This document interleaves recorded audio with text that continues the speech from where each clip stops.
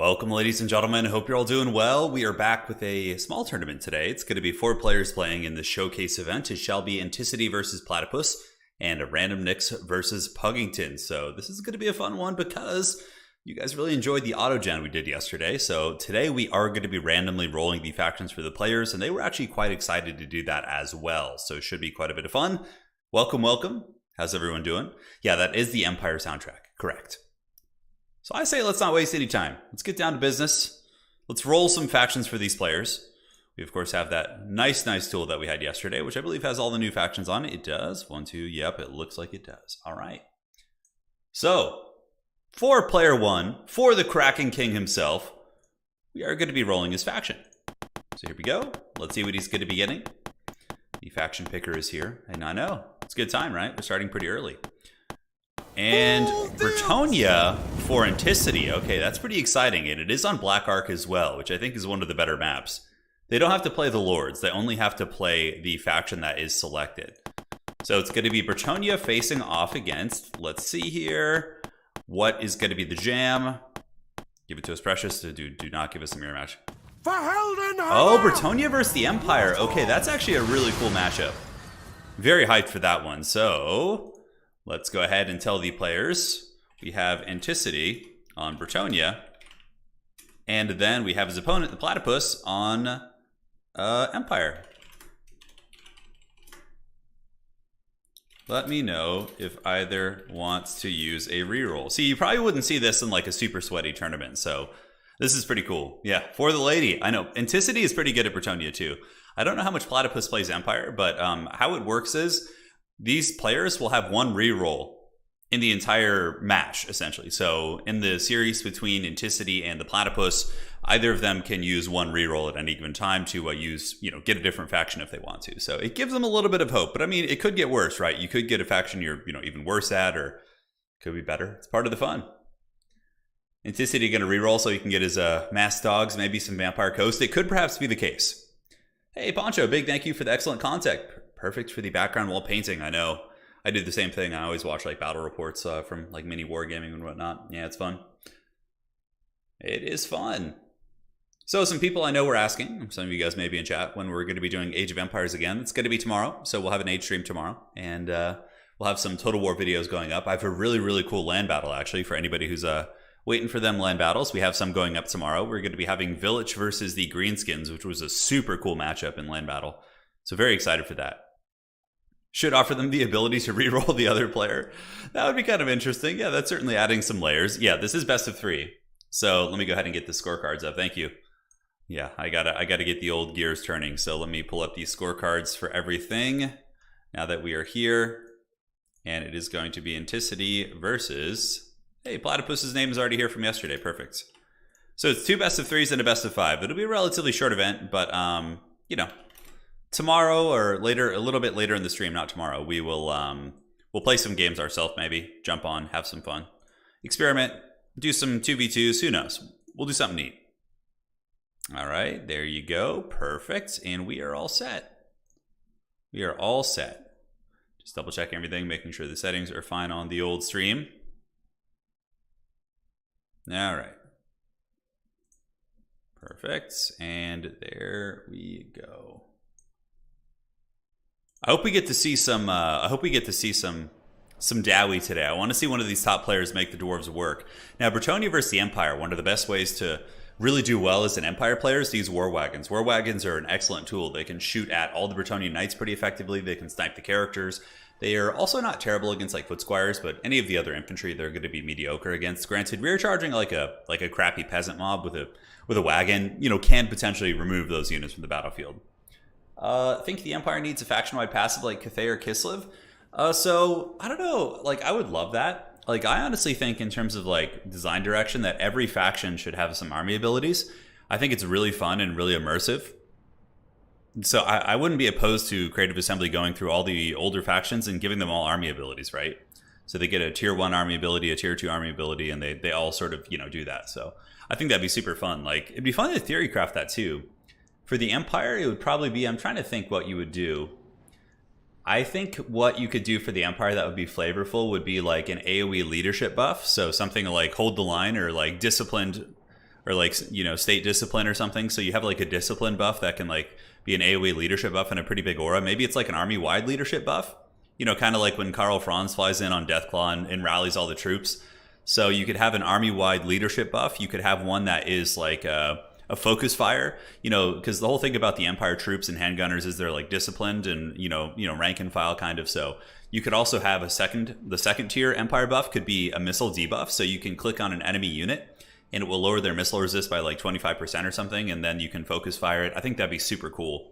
And then for the ultimate army ability, you could have something, you know, like Sigmar's Blessing, where it will, you know, I don't know, really sauce up one unit. So kind of there's a couple situations in the lore where Karl Franz is like essentially possessed by Sigmar. Like, you know, he becomes Sigmar Manifest for a short period of time and just becomes super powerful. It'd be pretty cool to have something like that where you can make a lord or hero get the blessings of Sigmar and just become like a middle linebacker. So I could like think of different, tier 1 Faith, Steel, and Gunpowder. I think that's the order of it, but like doing it in reverse might actually be better. So it looks like Platypus is ready. We could take a look at the armies because neither of these players are going to stream snipe, so we can just look right now and have some fun. So yeah, Platypus's army is pretty down to business. You can see a Jade Wizard, wagons, halberds, state troopers. My only concern for this army is, let's see. I mean, okay, he can beat the Bretonnian infantry. He's got the wagons. He's got the knights. I actually think it's pretty fine. I would just like to see the silver bullets mixed in somehow. Maybe cut the Zintler's Reichsguard and get some silver bullets. Like, handgunners are okay in this matchup. It's nice to have, like, one of those sneaky guys. Free Company Militia? I don't know. Yeah, off-map mortar barrage? That would be really cool. Like, yeah, they can call in mortars. That would be really, really cool. Who's your favorite new Chaos Lord, lore-wise or play-wise? Okay, so, in terms of just play, my favorite is probably Valkia. Like, I really, really like playing Valkia. She's very strong. I love that she can just hunch things. I like the utility of making her invulnerable. It gives you kind of an interesting tactical decision on how you want to like play her. In terms of lore, I don't know. Like I think Village is pretty cool lore wise. Festus is fun. He's kind of he's pretty comedic though too. I don't know. I really like playing with Festus. He's pretty simplistic though. Valkia really is like, you know, pedal to the metal. Pretty fun hunting. Like hunting characters and heroes is really fun. Yes, day off tournament. I got you covered. So how good are the new human factions in land battle? Kislev and Cathay. They're both pretty good. Cathay is actually much better in land battle. Although honestly, we've been seeing Cathay do very well lately. We saw yesterday Cathay defeated Nurgle, and then in the Summer Championship, we saw Cathay defeat Slanesh. So I mean, it's been getting pretty wild, man. Like, there's a lot of meta that's been left untapped, and that's one of the reasons why today's event is going to be fun, because it's an opportunity for us to explore other aspects of the meta. The players are essentially forced to, based on the pick and ban system. Oh, no bans, just picks. Hey, Mutton, thanks for becoming a member. Welcome to the Dukes of Haggard, my friend. Hopefully you're enjoying this action, and we're here. We're going to be here for about 3 or 4 hours, I would imagine, on this tournament. 2 best of 3s and a best of 5 grand final. As the Platypus does load into the lobby, we can show you guys the old bracket here for a quick second. So these are the players playing today. Anticity versus Platypus and a best of 3. Random Nicks and Puggington. And the winners will be facing off in a grand final showdown. So that is the tail of the tape. Now, some folks asking, so these are players who played in the Summer Championship. So essentially there was a system of qualifiers for a major tournament, and the individuals who qualified were given early access by Creative Assembly to play in this tournament. Therefore, they are able to play in this and put on a show for you guys. That's how they got access. So less than a week? Yeah, that's true, man. Yeah, 6 days. It's coming. I can't wait. We're going to be having a launch day tournament as well. So this is not an uncommon tactic we've been seeing in the early builds, is kind of having a really, really wide army with the Empire using like a wizard as your lord, which is kind of cool. So for the Empire, it's going to be state troopers. So obviously you don't need much more. Like basic spearmen, basic, swordsmen will trade pretty well into most Bretonnian troops.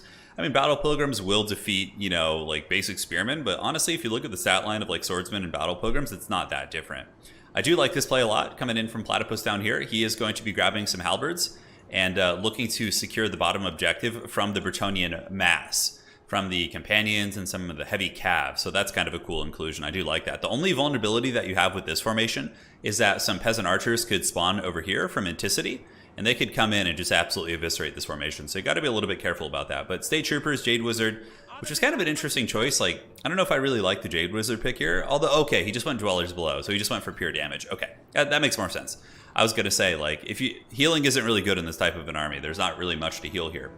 So wagons are really, really good. They hit very hard against the heavy cav. Now, for the forces of Anticity, it is going to be a flying man up in the sky. It is King Lewin. Hail to the king, baby. Bretonnia is here. We got companions, questing knights, and some battle pilgrims are going to be moving over. So pilgrims going to be trying to contest that point. And battle pilgrims, looking at the stat differential, we have 42, 31, 35 compared to 32, 32, 28. So substantially better than swordsmen, but they do cost 200 more, and the state troopers obviously have the number advantage. Bretonnia looks like it's going to be maybe moving up to the high ground, although honestly, guys, what's probably going to end up happening is battle pilgrims will arrive, cav are going to be coming down here, the Empire doesn't have a big powerful combat lord, and see, this is kind of like, we saw a lot of meta of like these super wide armies that don't really have like a big power piece, and this is where it can get a little bit precarious, because King Lewin, for example, can come around the back, rear charge them, break the leadership of these state troopers very easily using sort of Corone and all of his different buffs, and you know, Bretonnia might be able to just get this objective. And yeah, see, the first thing we see is peasant archers coming in from the Kraken King in his spawn zone here. So that makes sense. The Empire is going to be responding by moving over their wagons. Very, very good choice. Unleash the wagons of doom. Start shooting at King Lewin. And Lewin's going to take a little bit of DACA. Nice shots from the wagon there. And we do have some huntsmen as well. So the huntsman can put a little bit of anti-large fire into Lewin. Granted, he does have some you know, durability and missile resist there and some armor. So he shouldn't be taking too much damage. Welcome to the stream, guys. Yes. It's going to be good. Are steam tanks viable in domination? They could be. A lot, you know, people haven't really been trying them, so there's a lot to explore. You could be the innovator of the steam tank, bring it into the meta, and make it glorious. So war wagons from Platypus shooting into Anticity's questing knights here. So those cav going to get hammered a little bit as we do get the spearmen and halberds moving up, and Anticity juking pretty well with King Lewin. But huntsmen probably want to just switch their fire into the battle pilgrims and try and soften them up a little bit. But so far, Platypus seems like he might be able to get this objective. Granted, this is going to be changing the paradigm of this for sure. We see right here, we see Holy Wardens and Battle Pilgrims. They're going to be moving on over here. And Holy Wardens and Battle Pilgrims, in conjunction with the one that's already here, are just absolutely going to be destroying these state troopers. The Empire is going to need to summon in more troops, and we do get Knights of the Blazing Sun. So these guys are a really, really good tool for actually just cutting down basic infantry. Really high melee attack, really good weapon strength, great charge bonus. They'll lose against other cav typically, like questing knights, who are like armor piercing focused, but if we're talking about just getting into battle pilgrims, they should be good. So Lewin's going to be landing here, Wagon's going to be putting some hurt on him, and the Jade Wizard is nearby and looking most likely to get a Dwellers below. Like a single really good Dwellers could actually just karate chop Anticity's army, so he's got to be really careful. And for the Kraken King, we do see a Damsel of Life. So Regrowth and Earthblood taking a very different approach. Knights of the Blazing Sun going to be pushing into Lewin. And Lewin should be somewhat resilient against this, although in the back we do get some, grenade launchers, baby. Yeah, grenade launchers I think are one of the best units for the Empire for sure. Sword of Corone coming down, going to be lowering the stats. Blazing Sun's, you know, not going to be having a good time here. And so far Anticity is trading pretty well here with his peasant bowman with the pox arrows, and now the halberd's going to be engaging into the front. I would imagine there's going to be a Dwellers going down. Could see one like right here. It depends on where the cav come. We'll have to see the angle on this. We can already see the state troopers being taken apart by some of the DACA, really not having a good time. Look at Anticity weaving through the seam. He finds the opening. Knights of the Blazing Sun do get the countercharge against these questing knights here, and that is going to be a beautiful Dwellers below. So that's going to be going down right on top of those battle pilgrims. Should be able to break them. And the grenades here actually get countercharged, so the companions do get the charge on those guys, and they do have anti-large. So, you know, Platypus, I don't know if Platypus noticed. Okay, Platypus did, and now the grenade launchers are going to be pulling back, while the war wagons continue to just put a huge amount of hurt into the questing knights here. Now, it looks like the Sigmarites have lost the objective to the Kraken King and the Bretonnians. The Bretonnians, you know, obviously could be kited back a little bit, could be shot to pieces by the wagons. You can see the value differential is favoring the Platypus a little bit, so yeah, I'd take it with a grain of salt, though, because King Lewin is here, and he's a big difference maker. He does also have access to healing. No, Pit of Shades is not banned, and there's plenty of other options. Of course, things like Dwellers Below and some of these big AoE spells can, you know, function in a very similar manner. Still not as good as Pit of Shades, though. Now, Zentler's Reichsguard have come out, so these are going to be the nice ROR Reichsguard Knight. They do a Vanguard deployment, which is one of the really nice things. So you can Vanguard them right here instead of having to spawn back here, get them to the front line a little bit quicker. I hesitate to see them sent into Questing Knights, especially the Companions, but I mean, you got to do what you got to do. And the Reichsguard Knights do get the charge, but the Companions get a massive uphill trade. We do have some State Troopers coming in, some basic swordsmen, but this is going to be a very ineffective trade for the forces of Sigmar. The Zentler's Reichsguard are going to be getting attacked by Lewin in the back here. War Wagon's still putting some good hurt onto this formation. Empire could probably use like a cannon or something right here. I feel like just like a big cannon downtown could be doing a lot of damage. Up in the high ground, like they're basically just having a stare down. We do have some swordsmen being run down by Knights Errant. This is a nice isolation play from Kraken King. He should be able to kind of break those swordsmen off the map, and we will certainly see how that goes. Now, big fight going down here. It looks like Bretonia's closing the value gap a little bit. It was over 2,000, now it's about 1,700. Halberds do get buckled down, and you know, value isn't everything. You can see here the objective is going to be going to Bretonia, and it doesn't look like the Empire has too much like actual stopping power to get this objective back. Granted, it's not like a huge rush. If we look, Bretonia's only up by about 300 or 400 points, so the Empire can kind of take its time here. They can get their wagons, they can try and shoot down the companions and these elite cav units and maybe work their way back in. We get more Empire Knights coming in, so it's going to be a little bit of Empire heavy armor. Zintler's Reichsguard, I believe, are still here. No, those are the Knights of the Blazing Sun from earlier. Halberds moving into formation, but not going to last terribly long. You know, they're fighting the Holy Wardens, they're fighting Defenders of Fleur-de-Lis, King Lewin, and these big terror-causing characters can be very, very good in domination mode, especially when you're not facing factions that are unbreakable, like demons or undead. You can really, you know, crumble formations and take those objectives. Now, that's something to consider for sure. That's one of the reasons why the undead and many of the demon factions are so strong, is because those mechanics don't really work on them. And when units are broken, this is actually a change I've been kind of thinking about a little bit. So how it works, if a human unit is broken off an objective and running, they do not get capture weight on the objective. But undead units, when they're crumbling and disintegrating, if I'm not mistaken, still do have capture weight. So I think that could be something that you look at, where when undead units have really low leadership and are crumbling, maybe they do not have capture weight on the objective. I think that could be something that would be really interesting and maybe good from a balancing perspective. Sigmar Sun's moving in, getting run down by the Knights Errant. As far as the value trading, the Bretonian Cav showing why they are the kings of the Cav, Knights of the Realm, and the Defenders of Fleur-de-Lis, as well as King Lewin, able to buckle off these Empire Knights over and over again. But the Zintler's Reichsguard have rallied, going to be countercharging into the Knights of the Realm, and the wagons are accruing pretty big value. It kind of makes me think that maybe the Empire should do like a push up here, like something like this, to go try and steal this objective. I mean, there are 2 battle pilgrims there, so a little bit of a superior infantry quality, and the Empire is getting good value in this kind of prolonged fight, but they are, you know, on a clock here. They only have so much time to get these objectives back. We get another Empire Knight coming out. I think maybe a sustained core of State Troopers or Spearmen with shields might have been a little bit better, but so far Lewin is really, really bullying everyone. Like, wherever he goes, he's just getting in there. His big bird certainly causing terror. I also thought that it would be kind of a cool thing for the Empire to get like the Knights of Moor and the Stubborn Bulls and some of the cool like ROR Electric Count Cav they have. Okay, Empire might be able to get some momentum here, because I see a Dweller's Blow coming down from the Jade Wizard. Oh, that's going to be a nasty one. It will do a little bit of Daka here, perhaps on the Empire's own troops, but if it drags down the Bretonian Cav, it could be worth it. Looks like Anticity pulls back very quickly, so great micro, and he does get an Earthblood off, so he should be relatively comfortable in that position. So Questing Knights fighting against the Sigmar Suns. The Kraken King does have his Peasant Bowman kind of sitting in the back, and it looks like Bretonia is going to keep accentuating its strengths, which is really cool. I'm very happy to see Bretonia using its Cav dominance to really play well, and the Empire to be using its powder to trade with war wagons. Silver bullets would be a huge boon, and it looks like we get Free Company Militia coming out, so if we did see some silver bullets coming up here, maybe they could have shot down those Cav a little bit quicker. But now we do have these guys coming in. We have the Free Company Militia backed up by the grenade launchers who do rally, and Bretonia's looking like they've been pushed back a little bit. I mean, looking at their Cav core, they don't really have that much. I mean, here we do have the Questing Knights.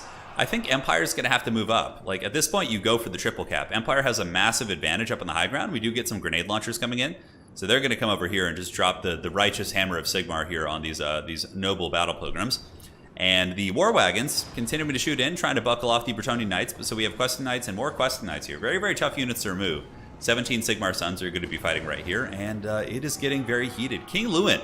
Look at Lewin over here, man. He's just serving as like a single like blockade piece. He's basically just flying in circles and making sure that like this entire pocket is occupied fighting him instead of getting up on the objective and actually making a difference. It's really cool. It's kind of like in tabletop how when I play Death Guard, for example, I'll often use my Mortarion as like a big distraction to block people off objectives, and even if he gets karate chopped, he still might win me the game based on objectives. And for anybody coming from like a tabletop background, domination is going to feel pretty familiar to you. It's very, very similar and has many of the same principles as playing Warhammer tabletop. So Mounted Yeoman Archers going to be getting shot by the Free Company Militia. State Troopers moving in to take the objective. And do Bretonia have enough to get this? I mean, it looks like more State Troopers, more Free Company coming in here. King Lewin, once again, just super disruptive here. Looks like there's going to be a regrowth going down, which is going to be very, very strong. That's going to heal him up quite a bit, I think. Or no, that's just his aura. Okay, I thought there was a regrowth going down. And the Empire just can't quite get to this objective. They're running out of time, but that's kind of okay because they have time now. They've been able to kind of secure this objective. Granted, it is Bretonia's home field objective, so there's a chance the Knights Errant might just come in and rear charge some of these State Troopers and break them off. We need the grenade launchers to really, really just unleash the hellish salvos of Sigmar. We'll see if they can. Probably, honestly, if you're Empire 2, you move up these like 2 spear units. So what I like to do is move up these units, and then you summon in reinforcements to replace them. And that should give you enough time. Granted, Mounted Yeoman and Bretonia can certainly steal the objectives pretty quickly. Does the Empire have capture weight here? The War Wagon's gotten a melee, actually, so a little bit of desperation coming out as the War Wagons do move in. We see a value lead for the Platypus. He's up by about 2.5k, but, you know, value isn't everything. It is pretty substantial, but it's not like a big enough discrepancy that Bretonnia can't field units, right? They're having to field yeomen and, like, cheaper quality units now to kind of keep the ranks with the Empire, but overall, it's a very, very close scrap. The Free Company Militia are rode down by some mounted yeomen here, and the Empire does not look like it's going to be able to get this objective. The State Troopers, of course, doing well, but not trading super well into the Battle Pilgrims. Grenade Launchers still doing the work of Sigmar. Those are, I think, one of the best units the Empire have in general in domination mode. Very, very good at clearing off these different units like that. So nice charge coming in from the Kraken King. The mounted yeomen of Anticity going to be lancing into the Outriders with Grenade Launchers. Nice charge right there. Looking at reinforcements, nobody's banking any huge amount. The low ground objective is owned by Bretonnia. The high ground is owned by the Empire, but the Empire is going to have to triple cap at this point, so we do see the Free Company Militia coming out, as well as some halberds. Might be able to get this objective. It's going to be tight. The Empire looks like they just lost this objective, so even though they did take it, it's looking like that's going to be game over, and that is going to be a victory for the Knights of the Flame, for Bretonnia, for Anticity. GG. That is game 1 in our best of 3 series, so let's go ahead and take a look at that. Yeah, a lot of the value lead was also Lewin. Damage done to Lewin that was healed. So you have to take that as well as you progress. All right, ladies and gentlemen, thank you all for joining. It's been a fun one. I'm so excited to have kind of daily tournaments and all sorts of crazy stuff once the Immortal Empires launches to see what all of you have in store for the meta. But let us wait no longer. So next map is going to be the Battle for Itza. And let us go ahead and select the factions for the players. And of course, we can take down the factions that were already played as we have done. We'll do the filters here, set this up. That was a really fun game. That was a good one. I like that. Great Bretonnian play, cool Empire play. It was just fun all around. So let's get this, and we can get rid of Bretonnia for the series, and we can get rid of the Empire since they were already played. All right, let's roll the dice, baby. Let's see what we get. So this is going to be for Anticity. Anticity is they're both really strong players, both those guys. Huh? Oh? Ogres? Oh. Okay, Tomb Kings for Anticity versus... Let's see what they get. Tomb Kings are a great choice. They're super strong. I mean, as if it's a choice. They're very good. Okay. Grand Cathay versus Tomb Kings. That is actually really interesting. I'm excited for that one. That's cool. All right, so let's see if they want to reroll. So Anticity, Tomb Kings. Platypus is actually a very good Cathay player too. Yeah, this is good. Platypus is a strong Cathay player. Platypus is the one who defeated Slanesh, if I'm not mistaken, with Cathay in the Summer Championship. Feel free. Rerolls, anyone? I'm going to see if they want to reroll. I'm going to offer the rerolls here. Yeah, Nakamura, me too, man. It's really fun. So they both have a faction reroll. I'm going to see if they want to. Not for me. Anticity's stoked. He's like, dude, give me the Tomb Kings, man. And no, Platypus is down to party. Okay, I love it. Let's see what they do. So Tomb Kings versus Grand Cathay. Okay, this is interesting. What kind of shooting does Grand Cathay bring against Tomb Kings? I'm curious. Maybe Fire Rain rockets? Do we go for like Hellstorm rocket battery play?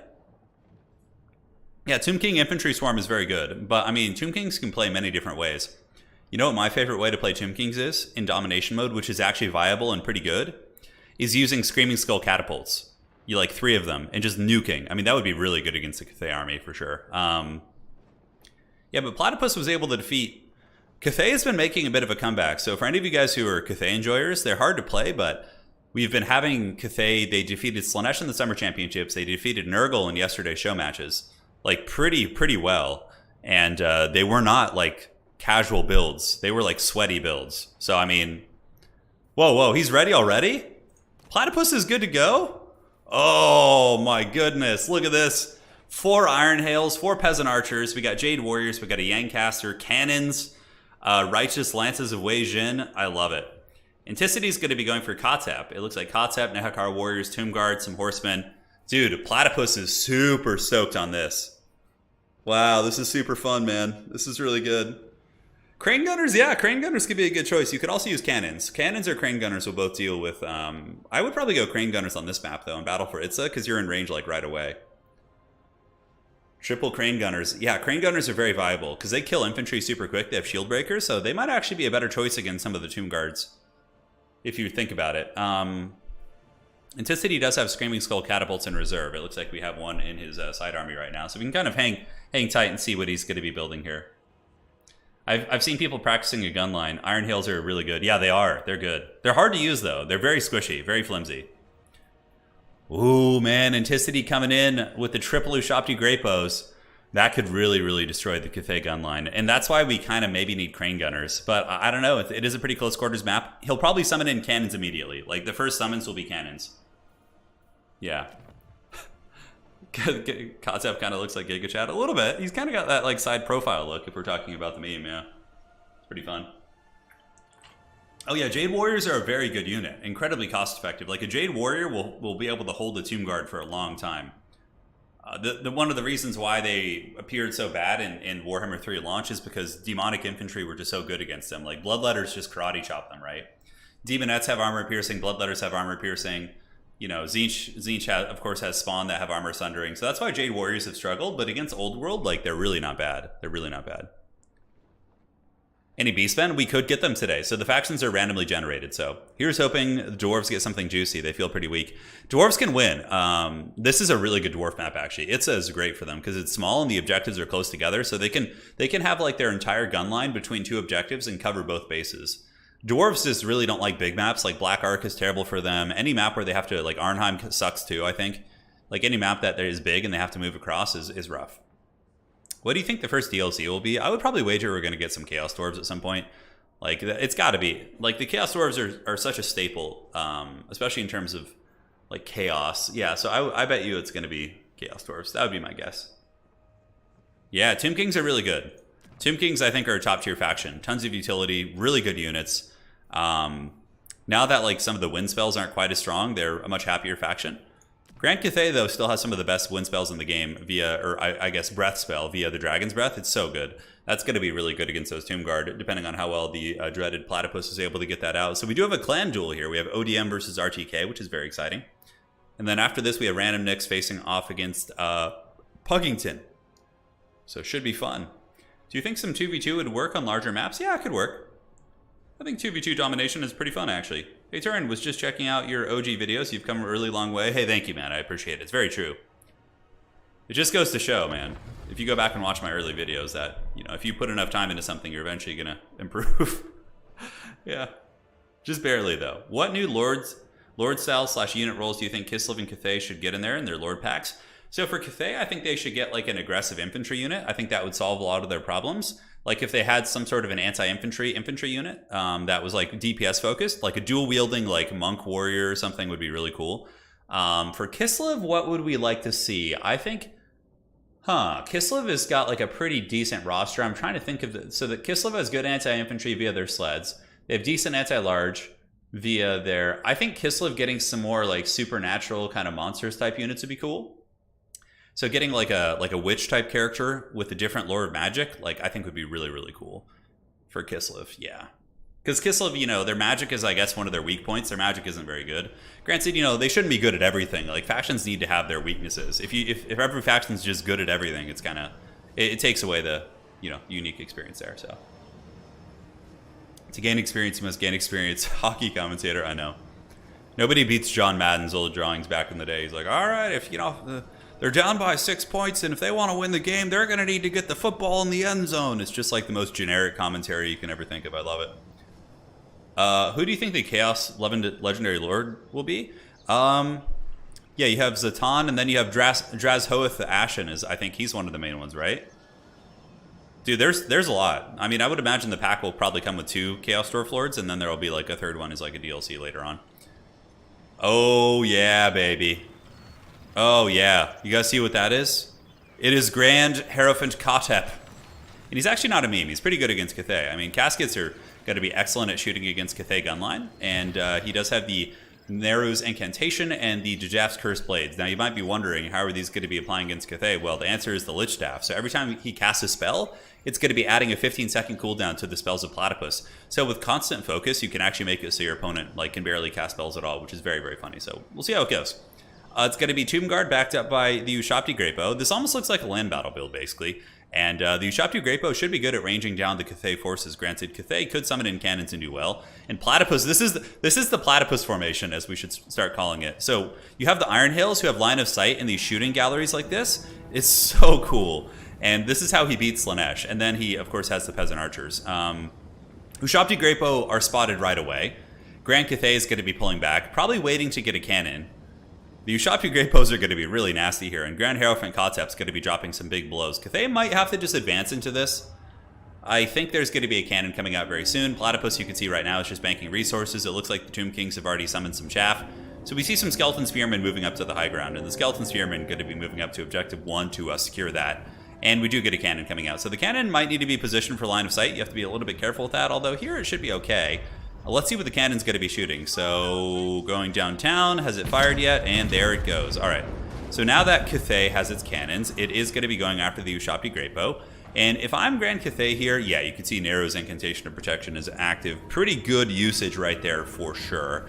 But I think you go for a second cannon. You can already see big damage adding up on the Iron Hail Gunners, and yeah, they got to get in there quickly before they just like lose those assets, because the Ushabti Greatbow of Anticity are just tearing this Cathay army apart. And it's not to say Cathay doesn't have answers against it. They do. They just didn't necessarily bring the right answers, and right now they are paying the troll toll a little bit. So Breath Attack going to be coming down from the Dragon-Blooded Lord. Yep. Oh, nice one right on the Kepra Guard, bringing them down to about 20%. Going to be forcing the Kraken King's forces back. Any Jade Warriors going to the high ground? It does not look like it. Looks like they're going to be playing the bottom two objectives, which I think is very, very smart. And we do get a Halberd coming out, or a Spearman. I would wager another cannon would be the correct choice. That's going to be generating some pretty big value. You could even put one on Grand Hierophant Kotep, but those Iron Hail Gunners are getting really, really wrecked pretty badly, as are the Jade Warriors. I think that Screaming Skull Catapults are probably one of the best units in the Tomb King's roster now in Domination. I think they're really good, really, really solid. I mean, they just get tons of value, and what's nice about them in Domination is they have a leadership discouraging effect, so they can actually break you off points and really, really give you a bad time. So Platypus is keeping the value somewhat close. We do get a second cannon summoned in, so this is where the forces of the Grand Cathay can get back in the game, right? These two cannons generating constant value shooting at Ushabti Greatbows is going to be quite nice. We do see some of the Chosen of the Gods getting taken out. Another model going down there. And, I mean, hey, Cathay does have the objectives. They have both objectives. The Tomb Kings are going to be the ones who are kind of forced up a little bit. The Chosen of the Gods getting hammered super hard. And now we do have Peasant Archers who are going to be shooting in. And yes, their Daka is pretty subpar against armor, but it's still something. And the Yang Caster is going to be coming in once again, looking to get another Breath Attack on the Kepra Guard for sure. Iron Hail Gunners are going to be broken, though. Nice Breath Attack there on the Kepra Guard. But those Iron Hails are, yeah, they're going to be pretty important for dealing with the Tomb King's infantry. That is for sure. Now, the cannons, could they be threatened? Tomb Kings do have Carrion. They do have Skeleton Horsemen. But I think Jade Lancers are going to be kept in the wings. What would be really cool would be to see a Fire Rain Rocket. I think that'd be really, really rad to see that in play. Better watch out. The Dragon-Blooded Lord. Uh-oh, Kotep's getting focused by cannons. And Anticity actually like hides on the low ground a little bit. Kotep is potentially going to be in danger here as the cannons are pouring in and a fair amount of damage is coming in. But that Tomb King's army is really, really getting a lot of work done. And a lot of the damage value that you do see for Cathay is actually just against the Kotep, right? So here on the side, we do get some Jade Lancers coming out. Jade Lancers probably will try and sneak around here and maybe hammer these Nehekar Warriors on the point. Should be able to do that relatively effectively. And we haven't seen the Tomb Kings pull in advance yet. So the Tomb Kings going to be playing very defensively and looking to just, pull a big enough value lead that they can easily push the forces of Grand Cathay off. We do also see a Tomb Scorpion coming out. Some Tomb Scorpions are pretty useful in Domination in my experience. They do have Vanguard deployment, so you can get them in. And Cathay does struggle with monsters in general. They don't really have like a character, and obviously there's no dragon character here, so they're not going to be able to really just like fight super well. And we do see the bombardments coming in. The Kraken King continues his assault from downtown using the Ushabti Greatbows as well as the Screaming Skull Catapults. Really, really hammering into this archer line, man. That is pretty rough. So some spears trying to get in. And what are they doing? Are the spears are like occupying two Jade Lancers. So this is very cost inefficient for Platypus, right?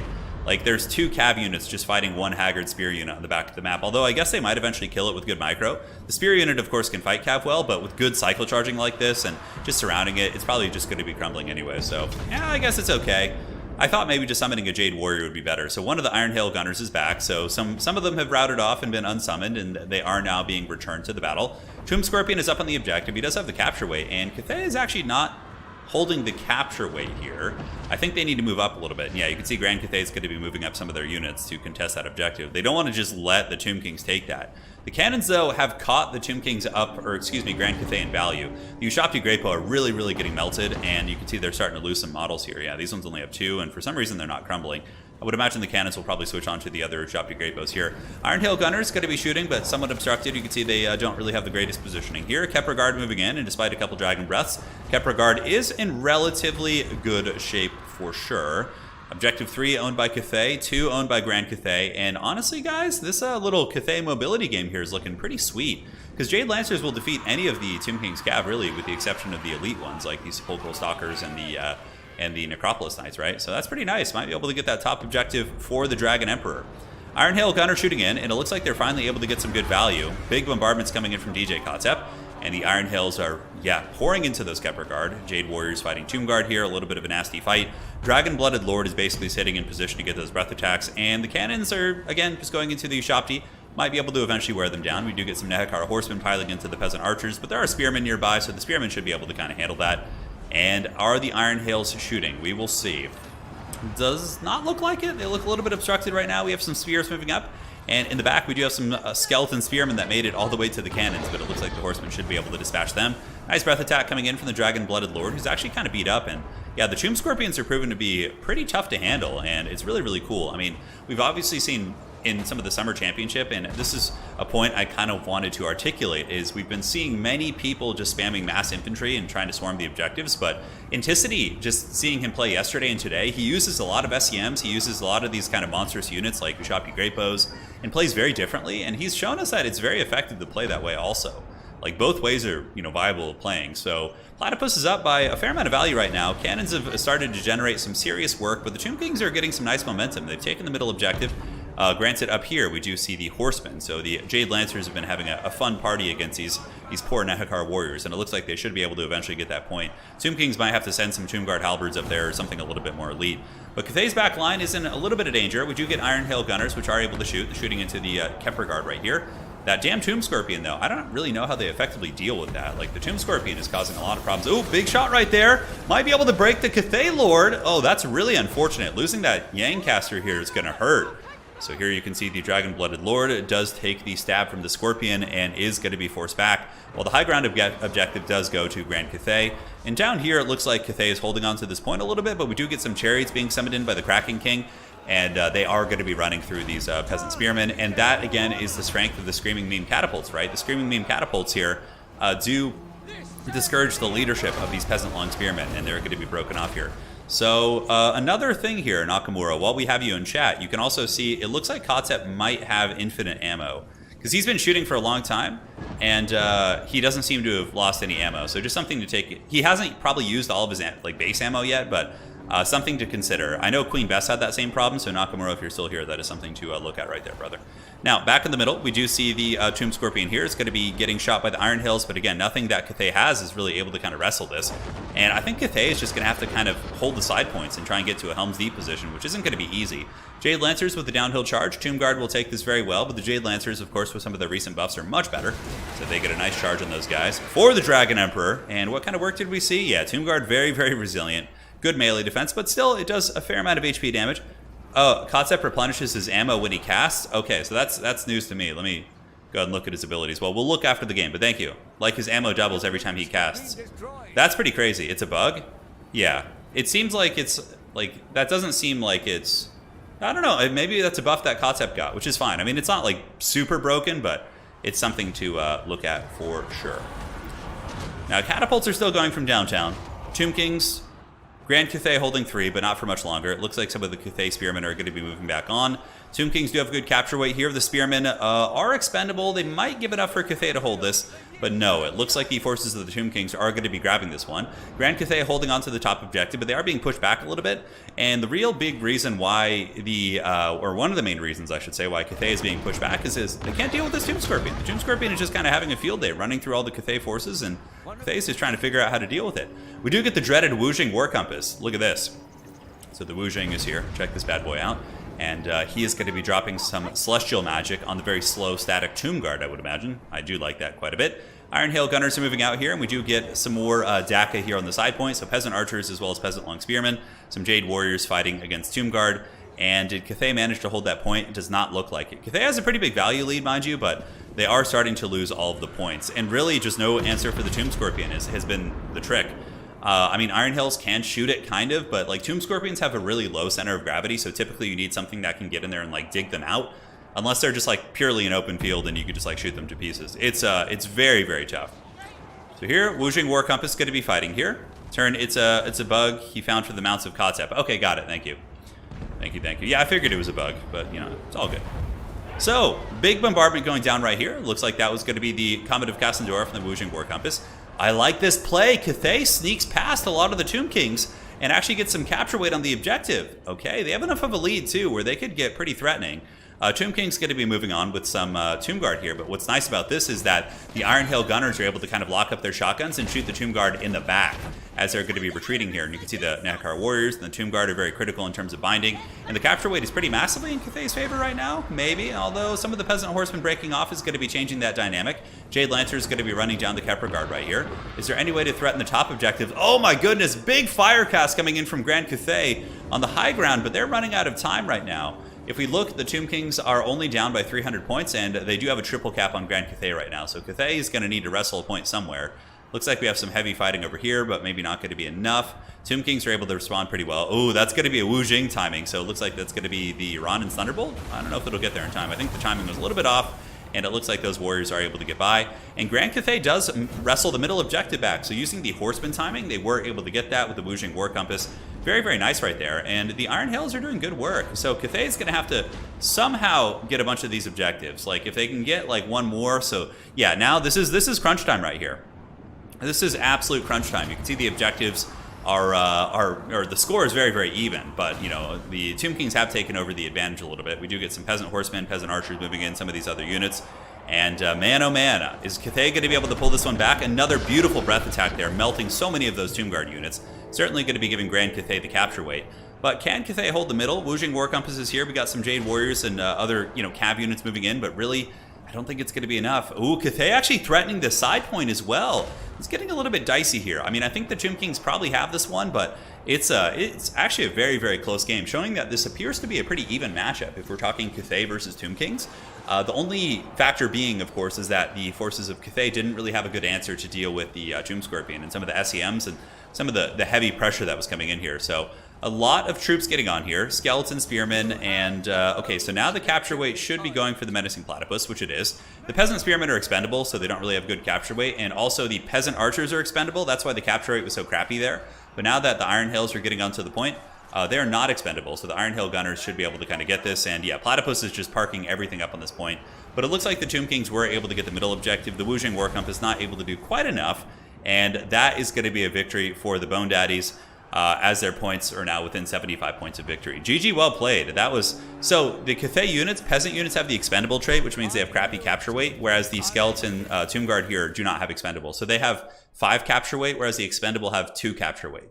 So 3 expendable units can outcapture 1 basic infantry unit is how that works.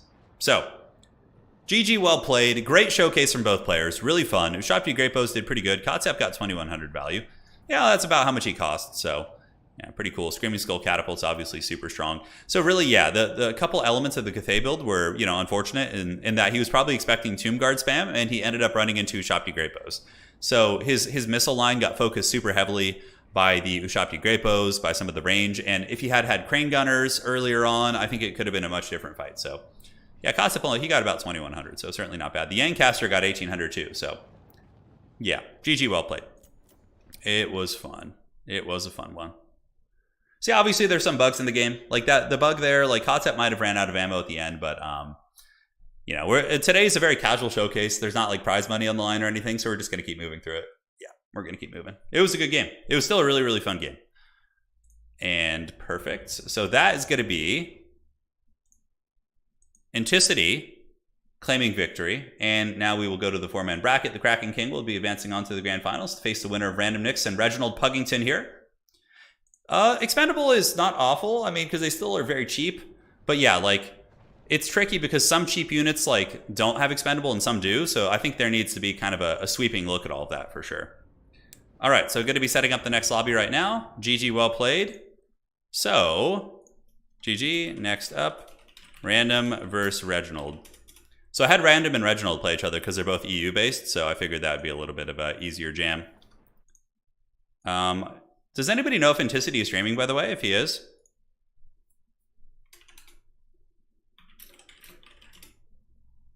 Okay, perfect. Did we get the promised land battle tourney today? Land battle, I have a land battle video. I scheduled one to go up a little bit later today, so yeah, don't you worry. Okay, so let's see.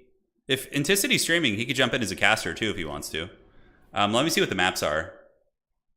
All right. So scrolling up.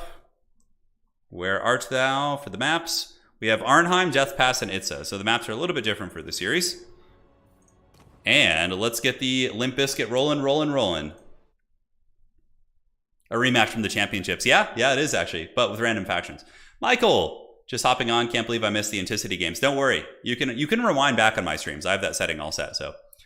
So we have the Dread Pug versus... Yeah, this was a 2-1 series in the Summer Championships. Random Nix is back for vengeance.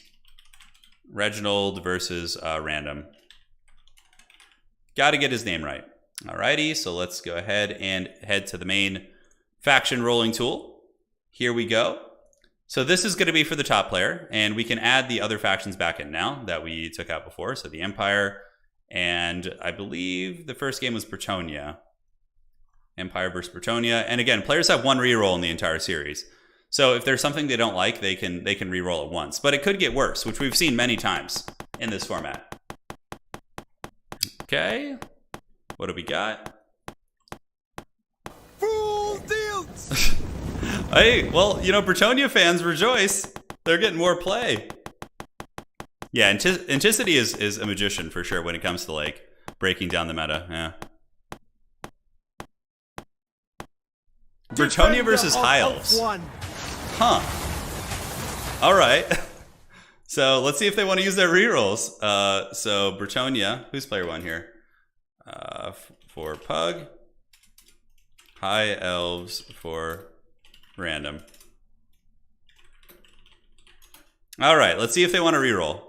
It is on Arnheim, which is a pretty big map. Dude, we all love the Bretonia. We all love the Bretonia. They're super fun, but I would understand a reroll. I'm excited to see Random Nix on High Elves too. Okay, so Reginald is happy. Is Random going to be taking a reroll? That is the question. Okay, they're both staying, dude. We got Bretonia High Elves. I'm hyped for this. This is so much more fun than just seeing vampire counts every game. This is like, it's just going to be the new standard tournament format. I feel like it's not bad. Yeah. It's not really, but it is very cool. They didn't want to reroll, no. Yeah, they didn't want to reroll. Both of them wanted it. So we're getting the High Elves with the cool flag here versus Bretonia. I think Reginald's taking a look at the High Elves for some reason. He's on Bretonia. That's what I said, right? All right. So Reginald is on Bretonia. What is Random going to do? Oh my god, it's Eltharion the Grim. It's Eltharion the Grim, baby. It's happening. How's it going, Okoye? Hope you're doing well, man. Dude, I'm hyped for this one. I want to see High Elves do well. I want to see somebody figure out High Elves. I feel like they have potential in domination mode. They have pretty decent infantry quality, you know, and they also have good cav, good missiles, like every magic lore, basically. So, I mean, High Elves in theory should be good in domination. I think people haven't really figured them out yet. Yeah. I think Elves really have a lot of potential. Okay, got it. Yeah, thank you guys for the heads up on the Tomb King's bug. We'll make sure to pass that along to Creative Assembly, so hopefully it'll get fixed soon. It is going to be Bretonia with the Blessed Trebuchets. Puggington's going to make a Trebuchet his lord. Just a mighty Trebuchet is going to be leading the army. Rolling two factions and letting them choose one could also be fun. Yeah, we could. You know, so before the tournament, this morning we originally were going to be doing the tournament as like a standard pick and ban format, but the players seemed more interested in doing auto-gen armies or random army selection, so that's why we're doing it. So, and I don't blame them. It kind of takes away the desire, like, because I'm someone who's a very competitive player, so it's hard for me to, if it's a competitive stage and there's, you know, people watching and judging you and whatnot, it would be hard for me not to just like pick something that I'm comfortable with. So this kind of relaxes it for everyone. So Yeah. Let's see. Turin, hear me out. You and King of Sotek, Volkmar versus Vlad head-to-head rematch. Yeah, it could be fun. I think the next head-to-head campaign I want to do is... Well, Vlad is too far away from Volkmar now in the campaign. Volkmar starts in the Southlands, and Vlad, I think, is in Sylvania. So it would have to be like Karl Franz or something. I do want to do some head-to-head campaigns. I'm planning on doing the... doing 2v2 ones, though. I think that'd be really fun. Like, get, like a couple other people. The only tricky part is finding people who will consistently be there and won't, like, you know... You guys, anyone who plays D&D knows how that goes, right? There's always, like, one or two people in the group who just always flake out. You know, the same thing could happen in a big head-to-head campaign, so... I don't think it's going to be Eltharion. It looks like it switched. I'm not sure. Ooh, man, it's weird. We're not seeing a lot of Enchantress from Bretonia, even though she's really good still. Silverins for the High Elves. Silverins do have spell resist of 30%, so they're pretty good against cheese like Pit of Shades and things like that. Dwellers Below, you know, it's going to help. 30% damage mitigation is quite nice. Curious what else we'll get. Okoye is down. Dude, Okoye, I would love to do that with you, man. If you, I know you would be there too, man. I believe. Random is one of the big strengths that I've seen from watching Random Nicks play is he's very good at figuring out like weird, really powerful stuff. Like he just like he should be like QA testing every game. He just always finds the things that are problematic, you know, or like bugs. He just always finds them. Yeah, it's great. 19 Felbats. Hey Drew says High Elves are just Dark Elves in denial. Yeah, 2v2 head-to-head's going to be really fun. It'll be thematic too, right? We'll do like we could do like Balthazar Gelt and Karl Franz versus like Festus and a Beastman army, right? Because there's a Beastman army that starts in the Empire, and there's also Festus. So you could have like Gelt and Franz having to like deal with a Beastman invasion, and I mean, there's so many cool head-to-heads you could do. So many fun ones. Okay, Silverins and White Lions mostly. With Silver Helms, we have the Storm Riders in the reserve. We got Reavers, Rangers. So mostly High Elf Infantry. Bretonia is going to be coming in with Foot Squires, Trebuchets, you know, King Lewin. We have a Damsel of Life in reserves. Yeah, pretty standard stuff, honestly.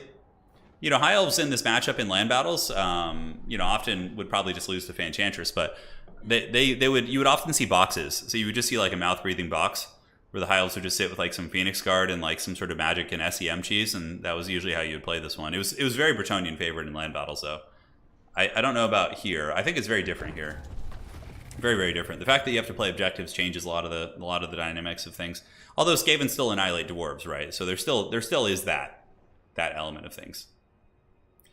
Azazel, I feel like Slanesh is really powerful in a head-to-head campaign. I played one with Professor Pone and with Nkari, and yeah, Slanesh felt really powerful. Yeah, we'll do a head-to-head campaign soon.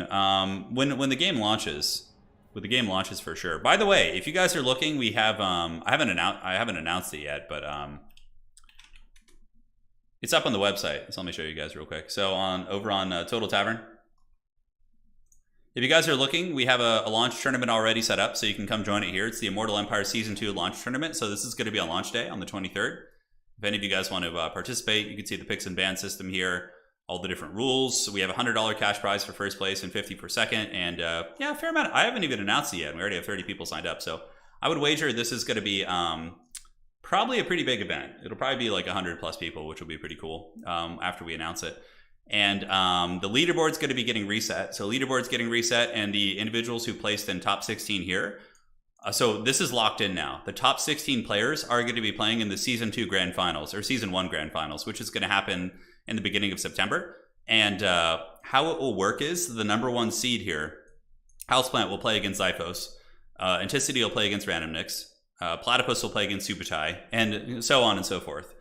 And, you know, what's really cool is when Season 2 starts, we're going to have these stats. So, you know, like after our first tournament, you guys will be able to kind of see a look into the meta, like who's going to be, you know, having good win rates, whatever. We're not capturing this data right now because it's pointless until we get the new factions. But, yeah, it should be pretty cool.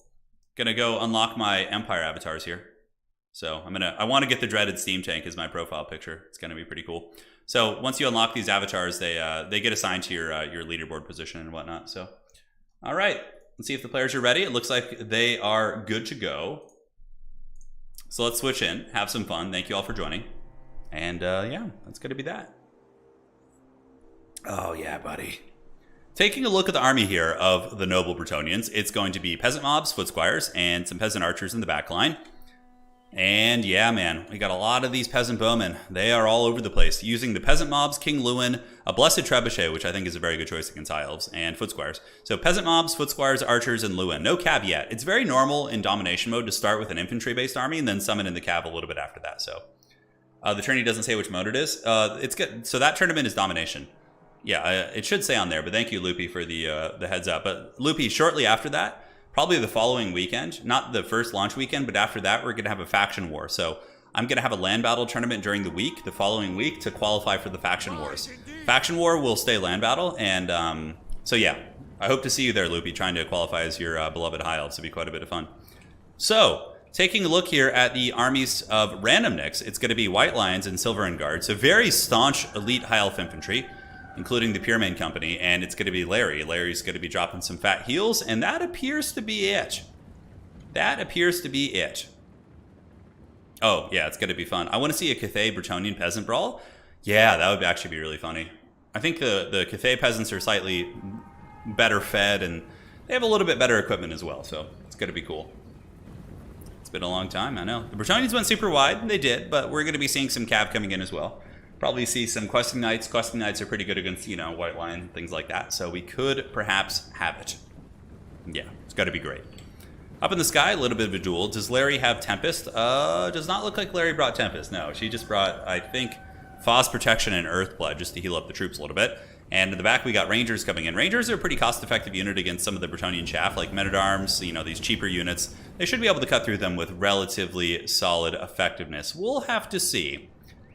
So Lewin's coming for blood. I mean, honestly, the High Elves have no DACA, really. I mean, they have some Lothar and Seaguard, but they're not going to be able to put much hurt on King Lewin. So that's kind of the problem with the High Elf build, is that, you know, the Bretonnians might be able to just kind of do their thing and do whatever they want.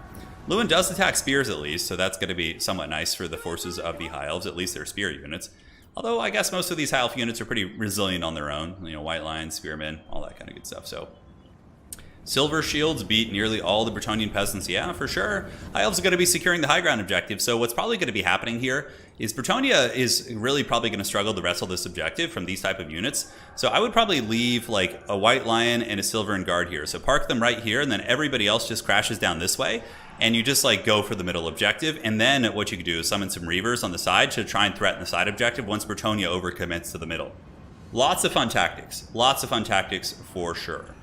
So Peasant Archer is going to be shooting in. They appear to be going after the Pyramid Company, or the White Lions here. Yeah, it looks like it. And we're going to see a very fun and fair matchup. So we have these ancient High Elf warriors who've been probably alive for thousands of years, training by the blade, fighting these filthy, unwashed peasants. And, dude, imagine being one of these few White Lions that actually gets, like, killed by a peasant. How terrible would that be? Just, like, the shame that you would have to live... Well, I guess you wouldn't be living with it. You'd be dead. But the shame that, you know, your friends and family would have for you.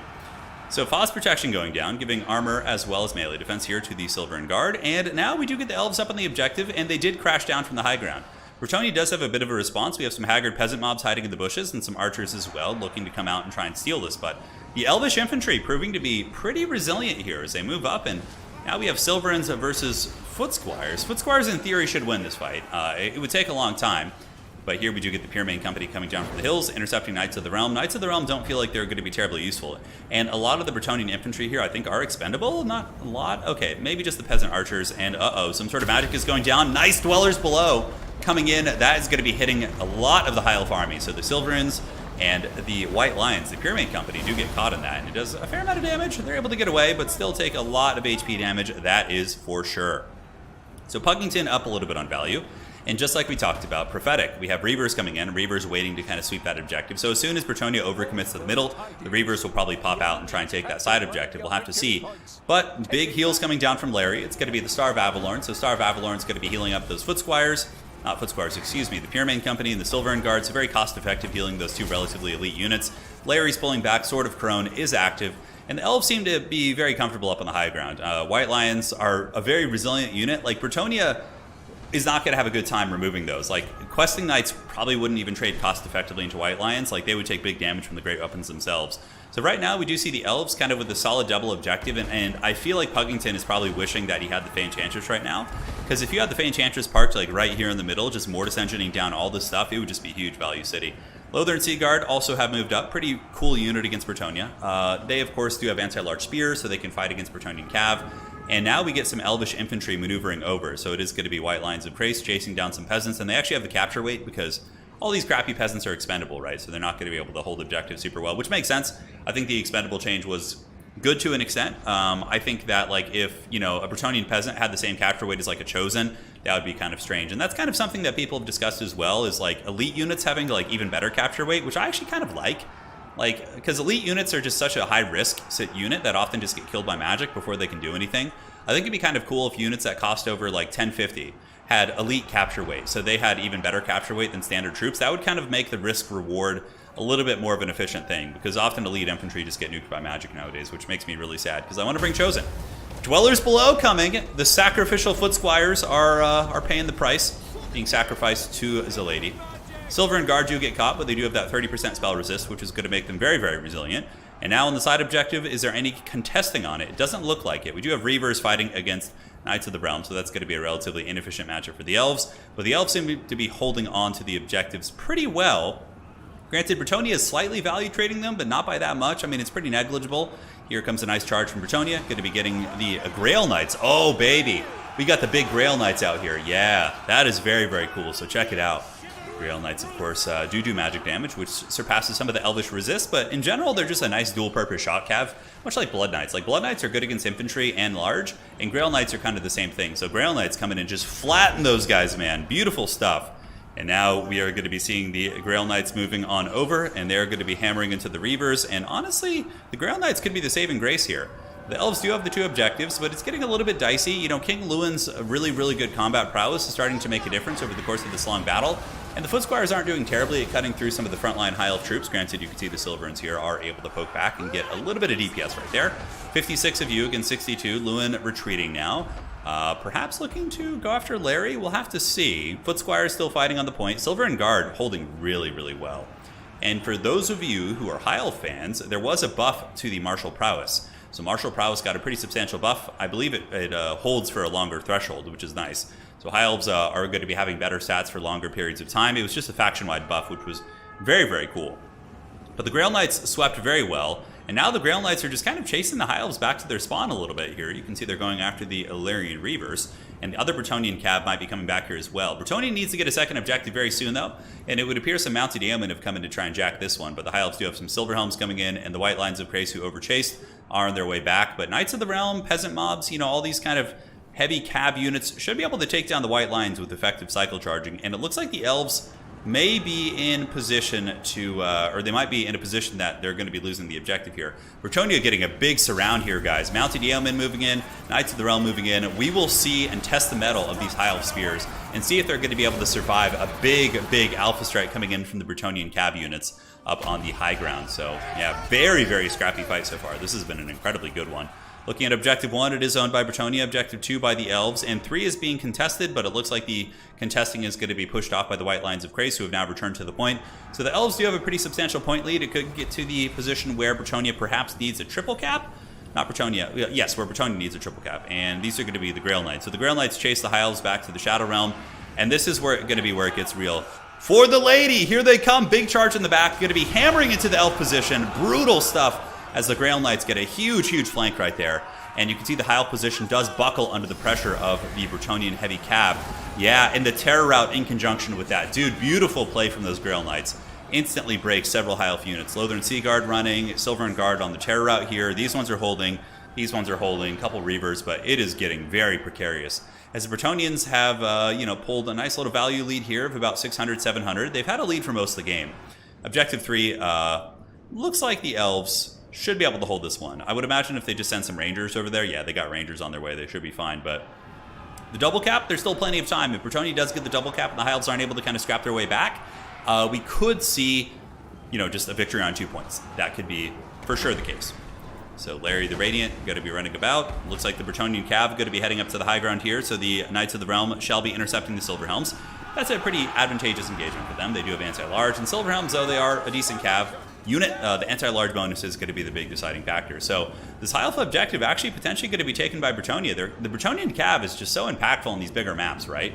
And we didn't really get a chance to see much Bretonnia in the Summer Championships because I think most of the players just kind of got really hyper-focused on learning the new stuff and learning the chaos, which is a little bit more simplistic to play in terms of just pushing up on points with good quality units and just trading efficiently because your units are good. But like I think Bretonnia on some of these bigger maps has a lot of teeth and could be really fun. So Bretonnia is going to be sealing this objective 100%. Grail Knights are just going to massacre these Silver Helms. You can see a big charge here, and the Silver Helms just going down in droves to that charge. And the capture weight does go for the lady. Looks like it could be a triple cap, as we do see the Rangers getting swarmed by what appears to be Yeomen and more just basic foot chaff for Bretonnia. Losing a unit of Silver Helms like that has got to hurt pretty bad. Low ground objective still owned by the High Elves, so really, really awesome hold by the Elves here, but they seem to be running out of steam a little bit, as I think the initial Elvish army was quite good against Bretonnia, but it seemed like the Elvish reinforcements, which was mostly Reavers and kind of Rangers and just chaff-based units, weren't really good. So that's kind of a paradigm you can see, right? Your starting army might trade effectively, but if your reinforcements aren't optimized, then you're going to start trading inefficiently as you're forced to summon in those units, right? I think like some Phoenix Guard, something like that could have been pretty good. Some of those more like elite units with halberds could have been cool to see brought in. Maybe some Dragon Princes, I don't know. Dragon Princes aren't very good against Bretonnian heavy cav in my experience, so yeah. Grail Knights coming down the hill, going to be hammering into the Silverins. This objective is owned by the Elves. It's pretty tight. Bretonnia might need to get a triple cap here, and it looks like they do. So they do get the middle objective. They are able to take that. The Elves only had like a single spear there and also some cheap cav. But a pretty big point lead is still present for Random, but with the triple cap for Bretonnia, I think it's going to be the end of the Elves. I don't think they're going to be having enough time to get back in this, although on the side point, it looks like they are contesting this one pretty quickly. Yeah, they have Rangers, they have some Reavers over here, but Bretonnia is very good at responding to these objectives here, so they're just going to be pulling across with the mass mobility and Grail Knights. Dude, the Grail Knights have just been absolute terrors this game. They have been just hammering everything, and Knights of the Realm, once again, the High Elf Cav have just been getting outmatched so hard, and I think that's been one of the big deciding factors we've seen. So let's zoom over to this battle, see what's going on here. Massive, massive onslaught of Bretonnian Cav. Capture weight still in the favor of the Elves because of the infantry, but that's not going to be for long, as they are going to get routed here by the Bretonnian Cav, and I just think that Bretonnia wins this, because Bretonnia has closed the gap enough that I think even if the objective is taken by the Elves, Bretonnia will win the double cap. And look at this, we get the Frostart Phoenix coming in! Oh, hell yeah. So the Frostart Phoenix actually does have a slowing aura now. He has the Blizzard aura, which is really good, actually. Lower speed, base weapon damage, melee attack. Very powerful, but a little bit late to the party. So, GG, well played. The lady has claimed the day. And King Lewin with the steel chair over Larry. That was a great match, man. Great match.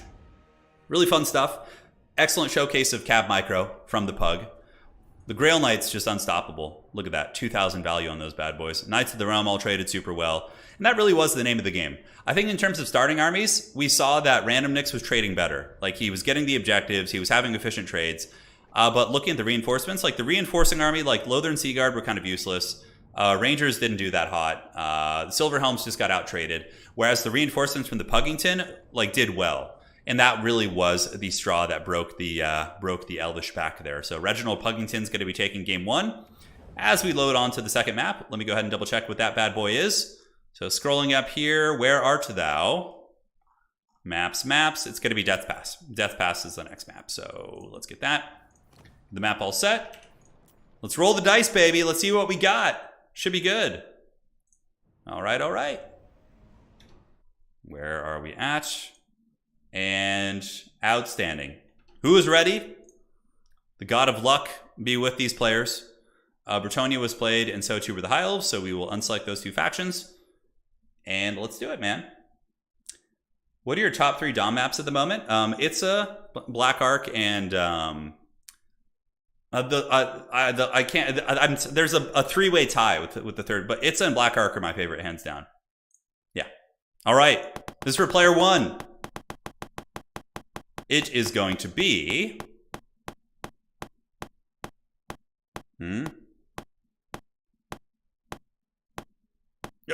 Oh, that was so close to Slanesh.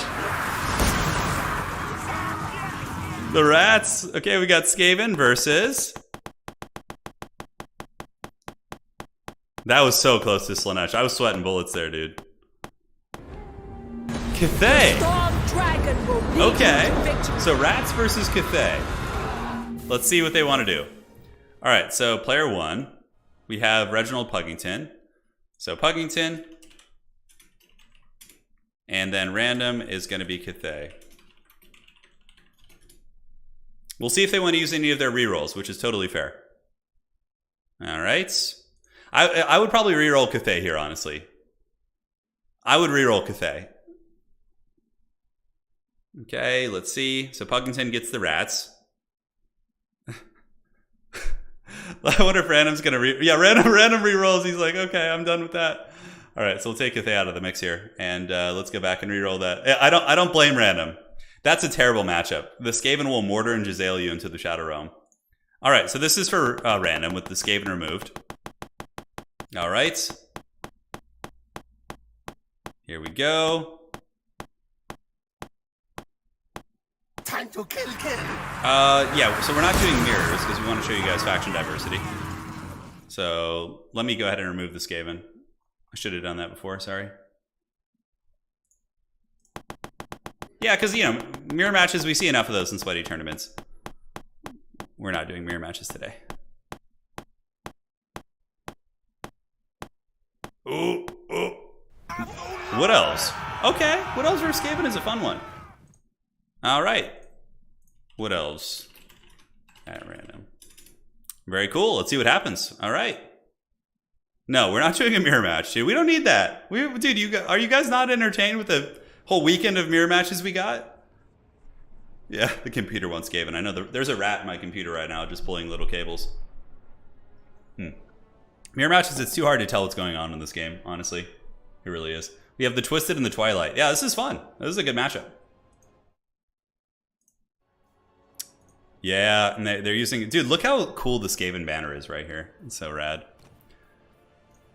So players have not started to pick their armies yet. Certainly a lot to choose from. Skaven have a ginormous roster. Okay, we get the Glade Riders, a pretty nice core. Glade Riders, like...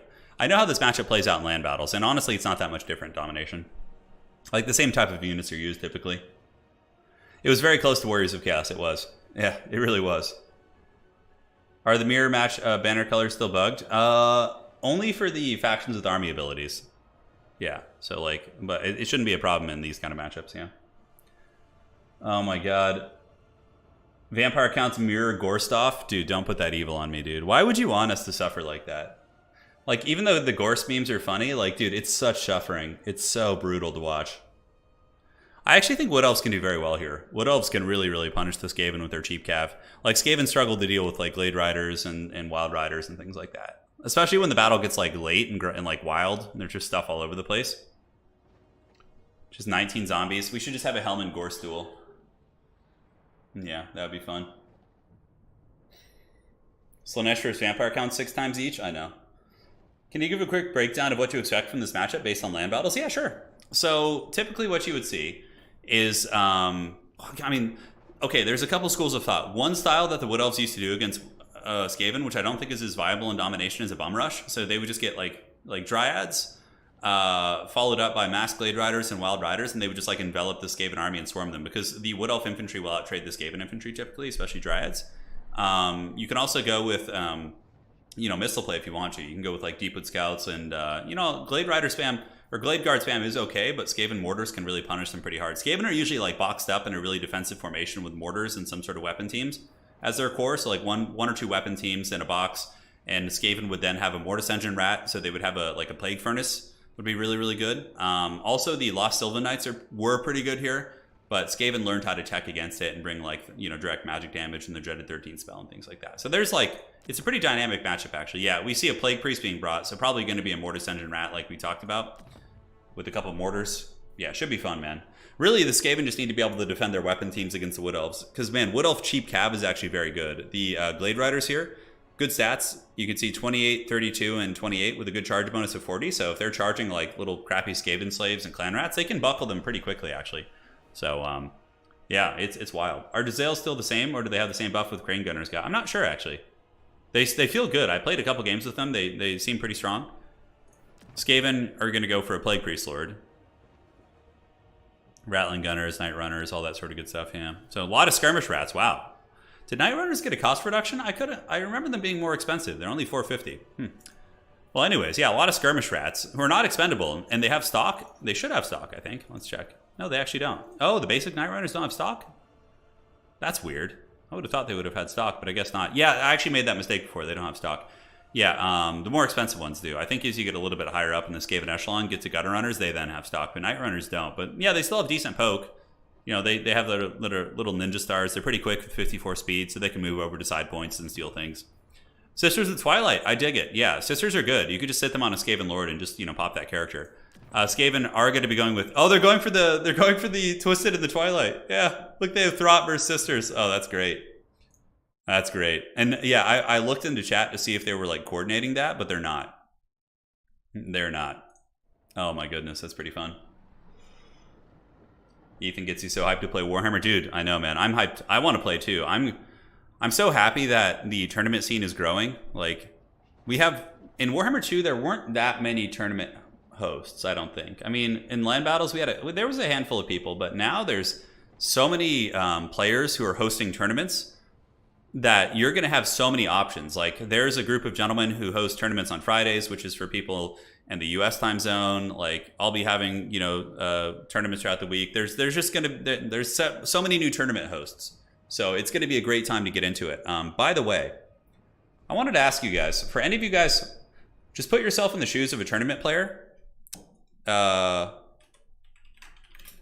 Okay, and would you prefer single elimination, standard, or like what format would you prefer to play in? So for both tournament players, what we currently do now on Total Tavern is single elimination. So you play a best of 3, and if you lose that best of 3, you're out of the tournament. Or would you prefer a double elimination? Double elimination means that if you lose in the first round, you get sent to the loser's bracket, where essentially you have a chance to climb your way back to the grand finals. Okay? So it's more games. When you sign up for a tournament, you're essentially guaranteed to play 2 matches. Whereas single elimination is, you know, you just play and you lose, you're out, you win, you advance. Yeah, double elimination is best of 3s also. Yeah. I should have included that, but like I have a character limit here, so it's kind of annoying, but yeah. Let me know your thoughts. I'd be curious like what you guys would prefer. I personally like double elimination because it's something that like, let's say you're like a newer player and you dedicate your Friday night to playing in a tournament, okay? You're there, you didn't go out, you chose to stay home, you play in a best of 3, you get matched up against Anticity in the first match, and he karate chops you in the neck 2 games in a row, right? And then you're just like, oh, well, that sucked. But if it's a double elimination, you get sent to the loser's bracket, and you have a chance to climb your way back and get more games in against somebody else who also lost. So then it's like, yeah. But one of the reasons why I'm mentioning double elimination is because we're adding double elimination to the tavern. So that's going to be one of the standard tournament formats we're going to be having. Yeah. So we're adding double elimination to Total Tavern. It's going to be on the website in 3 or 4 days. The first launch day tournament I think we're going to do is double elimination. So it makes for better stories. Yeah, because somebody can and there's many matches I've seen where we've had people lose in the first round. So you have like a really good player get matched against another really good player in the first round, and one of them loses, and they can climb their way back up. Ah, good point. I changed my vote, he says. Yeah. Double elim for 9-hour tournaments. Yeah, it's not that much longer if you really think about it. It really isn't. All right, so a livid pile of dirt says my first ever tournament game matched me against Falcon game 1. Yeah, that's pretty funny, man. So let's take a look at the builds. Looking here at the forces of the Dreadlord Random. He's going to be coming in with Sisters of Twilight. He's got a Manticore Summoner, which is very land battle. He's got Dryads, Eternal Guard, and some archers hiding in the trees. A loose formation of spears and archers around the map. So it looks like he's going to be playing the sides, which is a good idea against Skaven. So he's going to go here. In here, it looks like. And if the Skaven then overcommit this direction, he then just peels back to the middle, using the Wood Elf speed and the cab to kind of overload those positions, which I think is going to be pretty fun. Now, for the Rats, a little bit more of a unified formation. Rats are a formation-based army, typically. A lot of weak units that work very well together. He does have Throt the Unclean. Throt is a little bit of a risky pick against the Wood Elves. Granted, he can goon any big targets or characters, things like that. Clan Rats with Spears. We do also have Ogres. Mortar's going to be nuking those archers and pretty much the entire Wood Elf roster. And some more Skaven Slaves and Ogres here. So what I would probably do if I were the Glorious Rats, I would get my main battle line going like right up here, just like so. I would park my mortars right here. That way the mortars could then cover over here and over here. Although you might want to park them a little bit further back because the Wood Elf archers can get up on the high ground and they could shoot down at you and just butter your bread really, really hard. So, oh, that's right. It's an eagle summon, yeah. Oh, baby, Rattling Gunners. I've been wanting to see Rattling Gunners for so long in domination mode. Here they are. Which the Rattling Gunners, in theory, should be a pretty good counter against the Sisters of Twilight. We're currently sitting up in the sky just shooting at the little Plague Priest here. So the Plague Priest is having some problems, to say the least. So here it comes. More shots. Plague Priest getting gooned. His leadership a little bit fickle. He was down to like 30 there for a second. Throt the Unclean, of course. You don't want to shoot him too much. He could probably just heal through your damage. So Throt does also have the passive healing ability. He is a molder monster, but he has the remoldered, which is going to be healing you for quite a bit. So yeah, Wood Elves are going to be going for the side points, which is good. So here they come. And yeah, we got Dryads. We got Spears, Glade Riders. I would love to see the Glade Riders, or the Glade Guard, excuse me, like position right up on this hill here. I think that'd be super thematic and also very, very cool. Rats are going to be moving up. Rattling Gunners are creeping. They aren't the Teeth Breakers, so they're not invisible. And it looks like the Plague Priest has taken a little bit of damage, but nothing that, he can't just hide and scurry away. Yes, yes. So probably the Plague Priest just comes under here and to avoid the Sisters, I would guess. I wonder if the Wood Elves are going to be contesting the middle. Obviously, the Wood Elves will get the back objective. They just have Dryads and Eternal Guard. It looks like one of the Dryads may be coming down this way to fight in the trees, which certainly wouldn't be bad.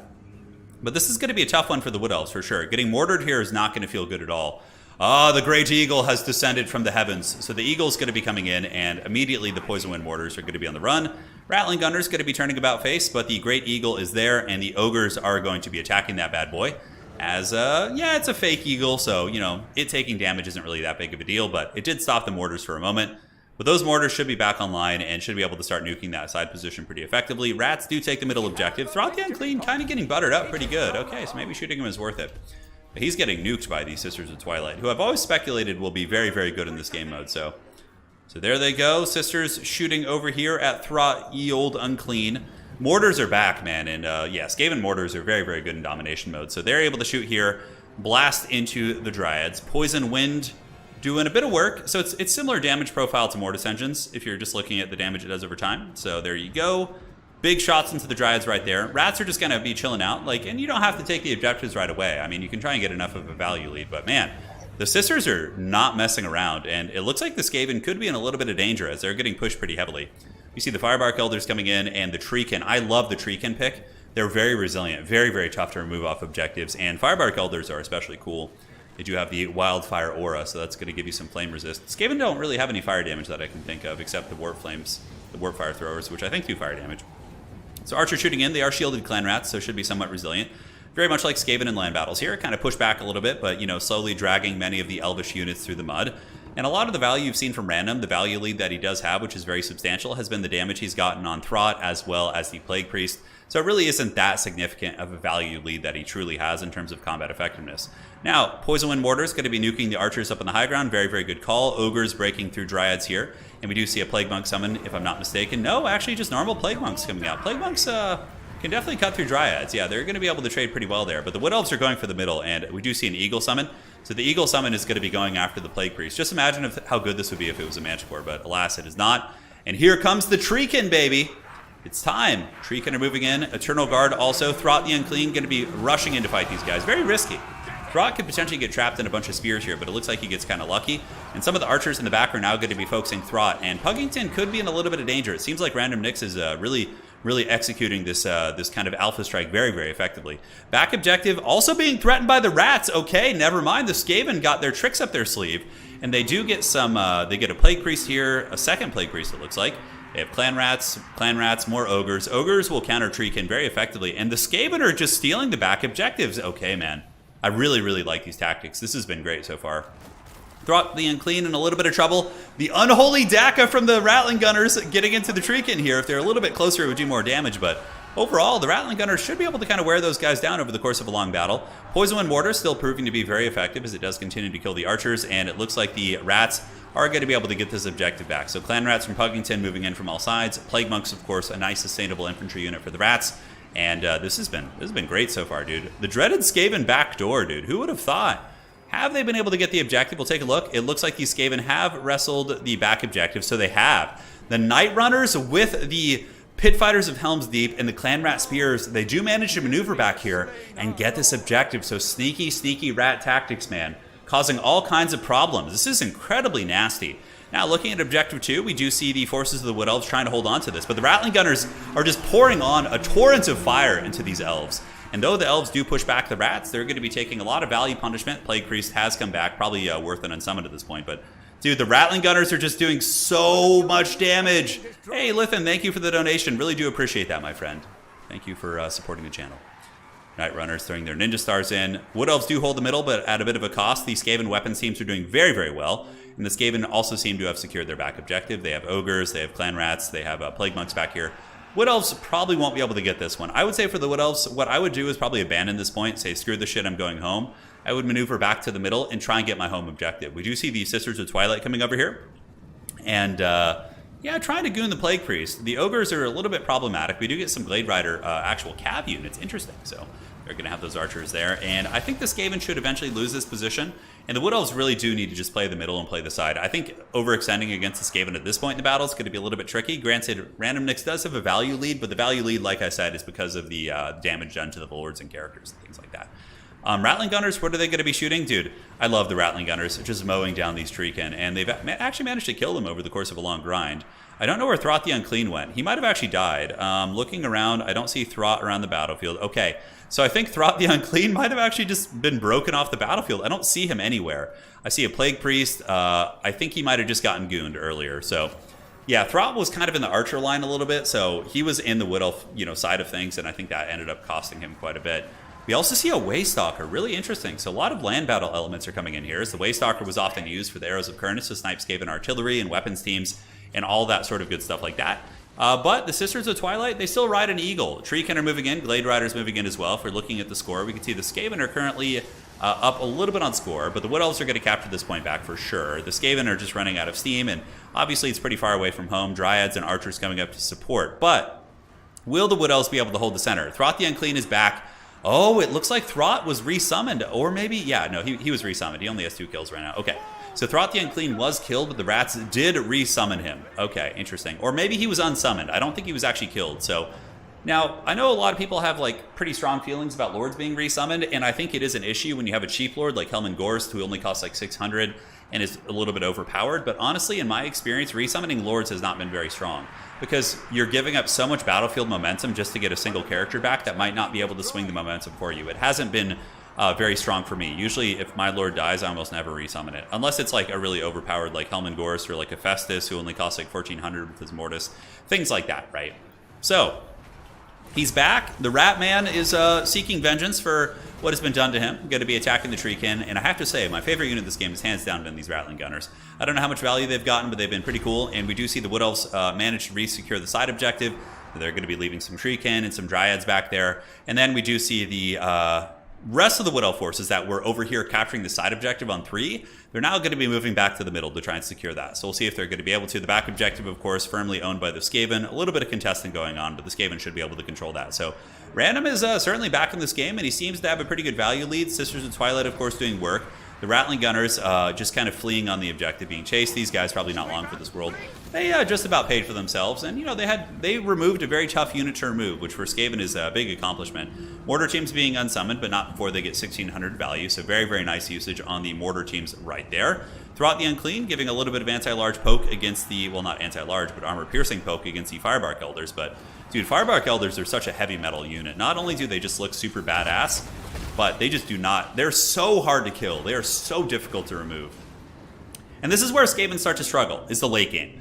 I find that Skaven do pretty well against Wood Elves early, but once the game devolves into more of an open field kind of scramble, Wood Elves can really pick them apart with cheap cav. So we do see a lot of these guys. They're going to be going after Throt, which is kind of an interesting choice. I don't know why they wouldn't have just like run over these guys and maybe circled back here and maybe press the backfield. I guess for Random, taking the more conservative approach is going to be a bit smarter. Just kind of playing the middle, playing the side, not stretching yourself out against a Skaven, letting them, get a force together. And again, I think we might see Throt dying twice. Sisters of Twilight showing that they won the trailer fight. They have 1600 value. probably going to be able to just sit and shoot at Throt. And Wood Elves have good objective holders too. They have their Eternal Guard, and most of the tools that the Skaven normally use to kill these type of infantry, like mortars, are now off the battlefield, right? The Skaven have just been taking just rough value trades. Currently, Wood Elves are at about 8.8, and the Skaven are at about 4.6. So this feels very similar to how the land battles usually went. Throt is going to be dying again, getting destroyed by these Eagles. So Throt the Unclean, you know, he tried his best. Skaven are very good in domination, but Random Nyx was able to play well and get the Sisters of Twilight in there and shut down most of the key assets. And we see Throt being broken off the battlefield once again. Wood Elves do have the double cap. Skaven are massively behind in value, and I honestly don't see any way Skaven can win the game at this point. I wouldn't be surprised to see the forces of Pugnington tapping out here and going to game 3, because currently Pugnington is up 1-0 in this best of 3, so there's going to be an opportunity for another one. Now, Random Nyx has used his faction reroll, so he's not going to be able to reroll factions again, whereas Pugnington does have the option for a reroll, so we'll see what happens. GG, well played, great match, that was really fun. We got to see Throt and the Sisters in action. It's cool to see these awesome legendary lords duking it out. And it's fun because players are going to be discovering new tactics. I love the Rattling Gunners, man. Maybe more Rattling Gunners. Just get like 4 Rattling Gunners and just go deep in the middle. There are so many unexplored tactics with the Skaven. Skaven have such an insanely diverse roster that it's just, there's so much to explore. So Random with the steel chair. Let us now, ladies and gentlemen, move on and get this going. We will remove the rats from the queue and remove the Wood Elves. Perfect. And now we're going to be rolling the factions for game 3. Yeah, you guys ready for the Dowie? Summon the Elector Dwarves. Summon the Mountain Kings. All right, so this is for the next match here. Molder Monster Mash isn't very good against Wood Elves. Oh yeah, Nurgle, baby. So it is Nurgle.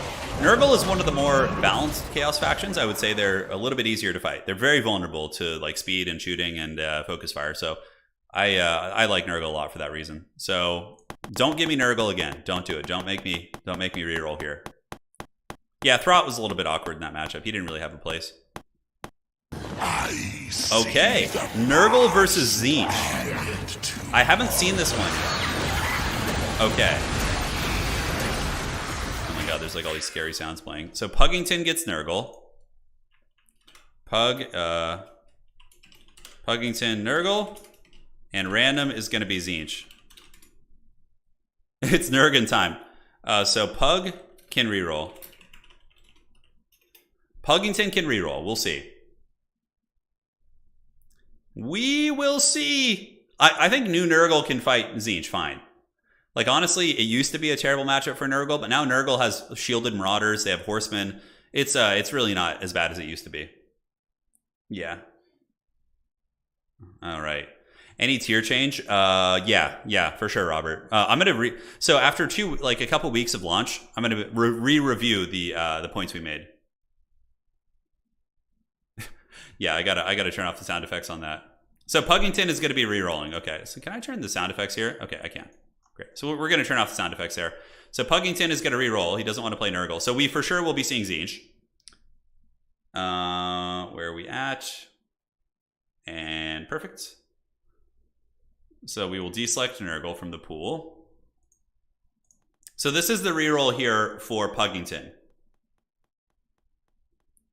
What is he going to get? Oh, Slaanesh, dude. It's even that. Talk about like the most value reroll of all time. He got Slaanesh. Random Nyx is like, oh god, no. Okay, Tzeentch is one of the few factions that can fight this, though. Yeah, it's still Slaanesh favored, but all right. So it's going to be on Itza. It is on Itza, and let's get this going. Good luck, have fun.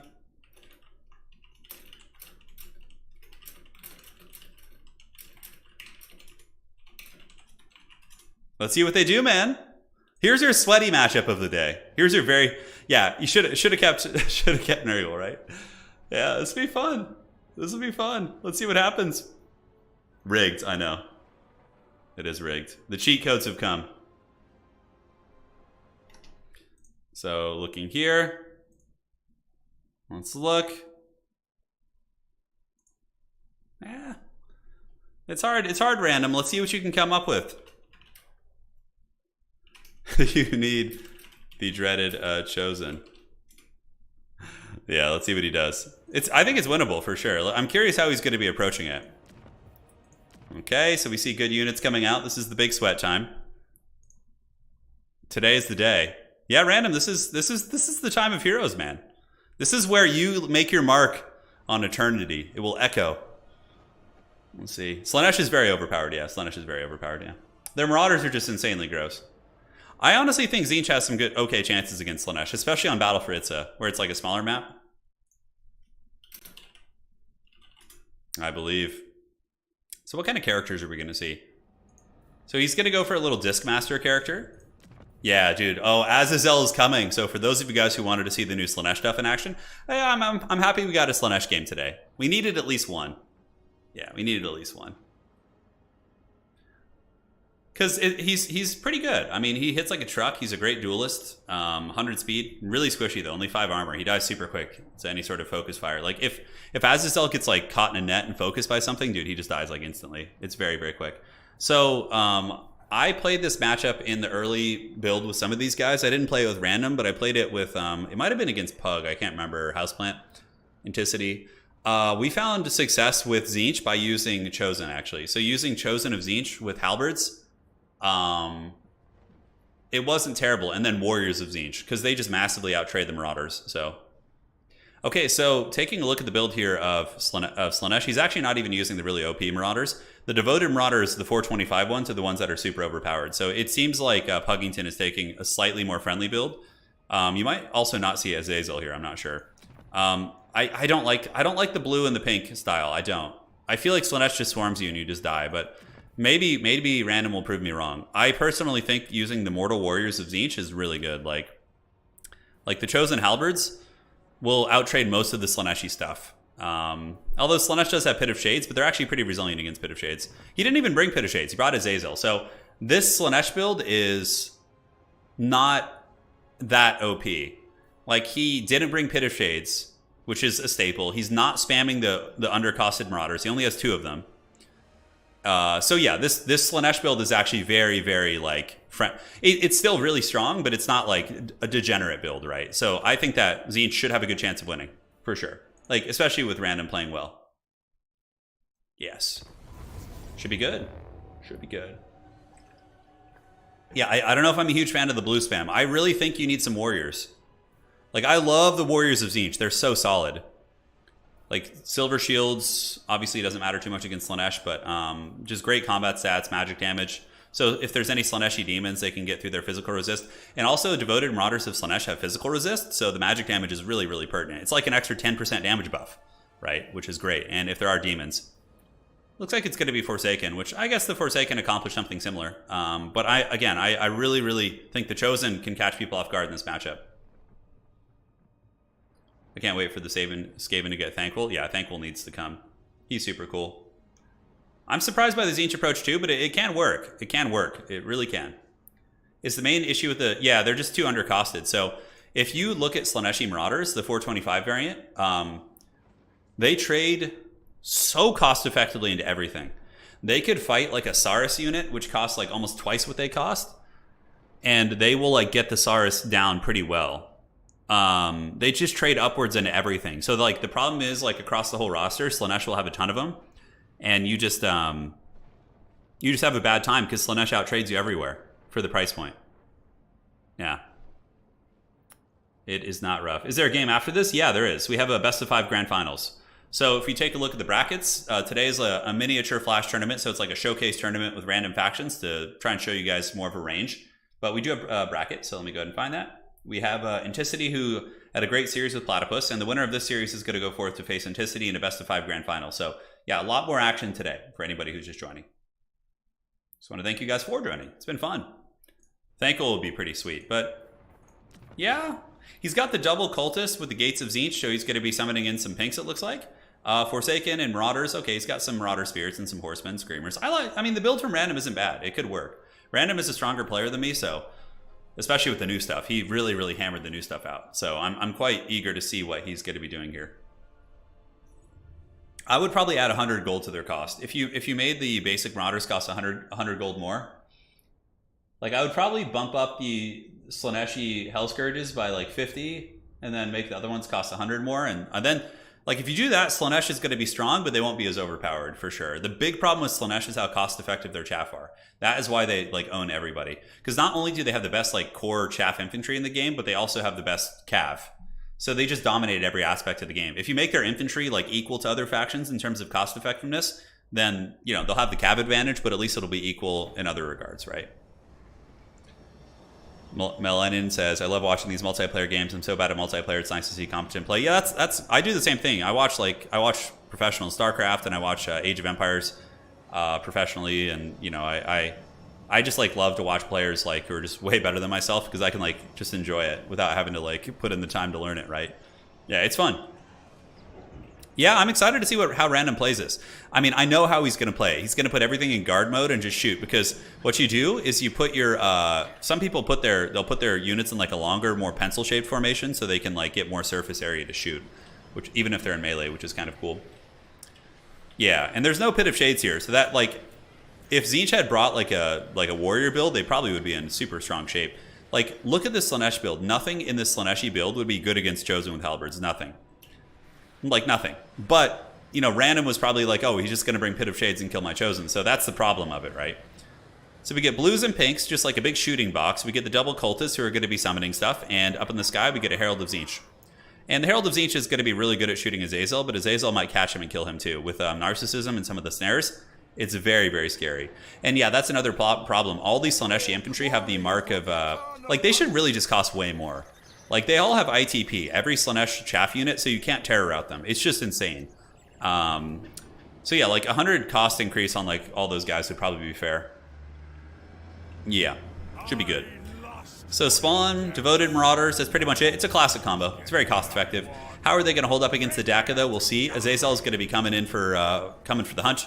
Looking to go after the Herald of Tzeentch up in the sky here. Herald of Tzeentch pops the Chromatic Tomb and the Locus of Conjuration, giving a total of 240 power reserves recharge. I mean, this army could melt the Slanesh army. It depends on the control and the micro. Marauders of Tzeentch with spears being brought in. That's a good play on this map. You get them on the side and you just like, ooh, oh, Azazel, you better watch out, dude. What is he doing? Oh my god. If this Tzeentch army decides to turn and shoot him and he like doesn't dodge it, he could just be dead, like straight up. That is so risky. But it looks like Random wanted to get in position a little bit more. And Azazel's going to be just going in for it, dude. Not giving any... Oh my god, he breaks through the shields in one shot against that cultist. And now there's going to be some Furies. And, ooh, nice fire right there. Azazel's in a little bit of trouble, but a Slicing Shards is going to be coming down from Azazel. That is going to karate chop this whole position. These Furies will die, and so too will the Blues probably. Or a lot of the Blues will, at least. The Blues do dodge it, though. See, this is balanced, okay? Even though Slicing Shards does a ton of damage, it takes a long time to wind up, so there's counterplay. Whereas Pit of Shades, you wouldn't be able to dodge that. You would just get wrecked. But Azazel's taking quite a bit of damage. The Blues and Pinks are going to be unleashing on the Tzeentchian army, and they're getting a lot of damage. I'm surprised Tzeentch has taken this fight Slanesh has taken this fight so early. The objectives haven't opened up yet, so he could just be getting value traded pretty hard. Whip of Slanesh coming down does some work there, as we do get some Screamers coming in to attack Azazel. And the Slanesh army has now engaged in the front. Beautiful, beautiful pink fire there from Tzeentch. And we do get some Hell Scourges looking to flank around the back, although there are some Marauder Spears, but it looks like the Hell Scourges will find a way into the back line. They are going to be attacking from the back here, we'll have to see. And honestly, Puggington may have accidentally thrown this game by being a little bit too aggressive with Azazel, because he might just get surrounded and killed here. He's a very good character, very powerful, but, you know, obviously, he's very squishy. He's a glass cannon, and he's surrounded by anti-large units. He's also being shot by that Herald, who is doing quite a bit of damage as well. And the Tzeentchian army seems to be buckling in the front, and it looks like Random Nyx is in a commanding position here, as the Tzeentch army is just buckling on most fronts. You can see Marauders are running here. We do see the big scary Spawn, and you know, a couple Devoted Spears fighting still. One blue does go down, but with Azazel dying, he's expensive, and he's also the caster for the army. That is going to be nasty. Do Hell Scourges need a nerf? Not really. Because the thing is, Hell Scourges don't have a bonus versus infantry. That's what makes the basic Marauders trade so well, is their bonus versus infantry. Yeah, Spawn getting absolutely crumped, and I think that was maybe a bit of a misplay by Pug, charging into that army so quickly. I mean, he does have the double cap right now on Tzeentch, but if he had waited to charge and then he would have the triple cap while most of his army was still active, he could get enough of a points lead to maybe get it. But again, this game still isn't over yet. Azazel is infantry-sized, actually, which is kind of an interesting nuance. I didn't notice. Wow, he's infantry sized? Okay, I guess he is. So the Screamers won't be that good against him, actually. And it looks like he's running, but the Screamers are hot on his tail, and the Herald is also chasing him, and it looks like Slaanesh is going to be falling back to the point. Now, the thing is, you don't want to let your guard down against Slaanesh, because I can't tell you how many games I've thought I've had Slaanesh beaten, and then they just use their speed and their superior infantry to just like grind back into the game. You have to be really careful. So what I think you do if you're Tzeentch is you don't go for the top objective, you just move up, you get this one, and you call it a day. And you don't even bother overextending, because when you overextend to get the third objective is when Slaanesh kind of value trades back in the game here. So some Hellscourge Cav were back here, fighting against these Screamers. Azazel is still alive, so that gives hope to Slaanesh for sure. Slaanesh is only down by 1200 value. It's not as much as you would think. They could for sure still win this game. Pinks, though, are in position, and Pink Fire DPS is very good. I mean, that is a lot of models with 25 missile strength pop. Shooting the Popcorn Carnival DACA here. Forsaken will be okay. I would have loved to have seen some Tzeentch Warriors again, especially like some Halberd variants to fight the spawn. It'd be pretty cool.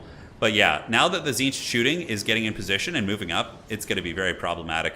Azazel is basically playing Benny Hill. He's just like running into the sunset, which is this guy's just hunting him. I love it. I love how the Haggard Herald is just chasing him. It's so great. You could probably just leave the Screamers and bring the Herald back to... Where's he going? He's like flying over the water, dude. Look at him.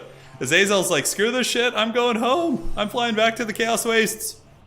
That's probably what would actually happen. So Tzeentch does get this objective back, and here we do see all the pinks and the blues who are going to be shooting into the spawn here, and the capture weight still owned by Slaanesh. They have a couple units parked in the back. They're really, really going to make the forces of Tzeentch work for this one.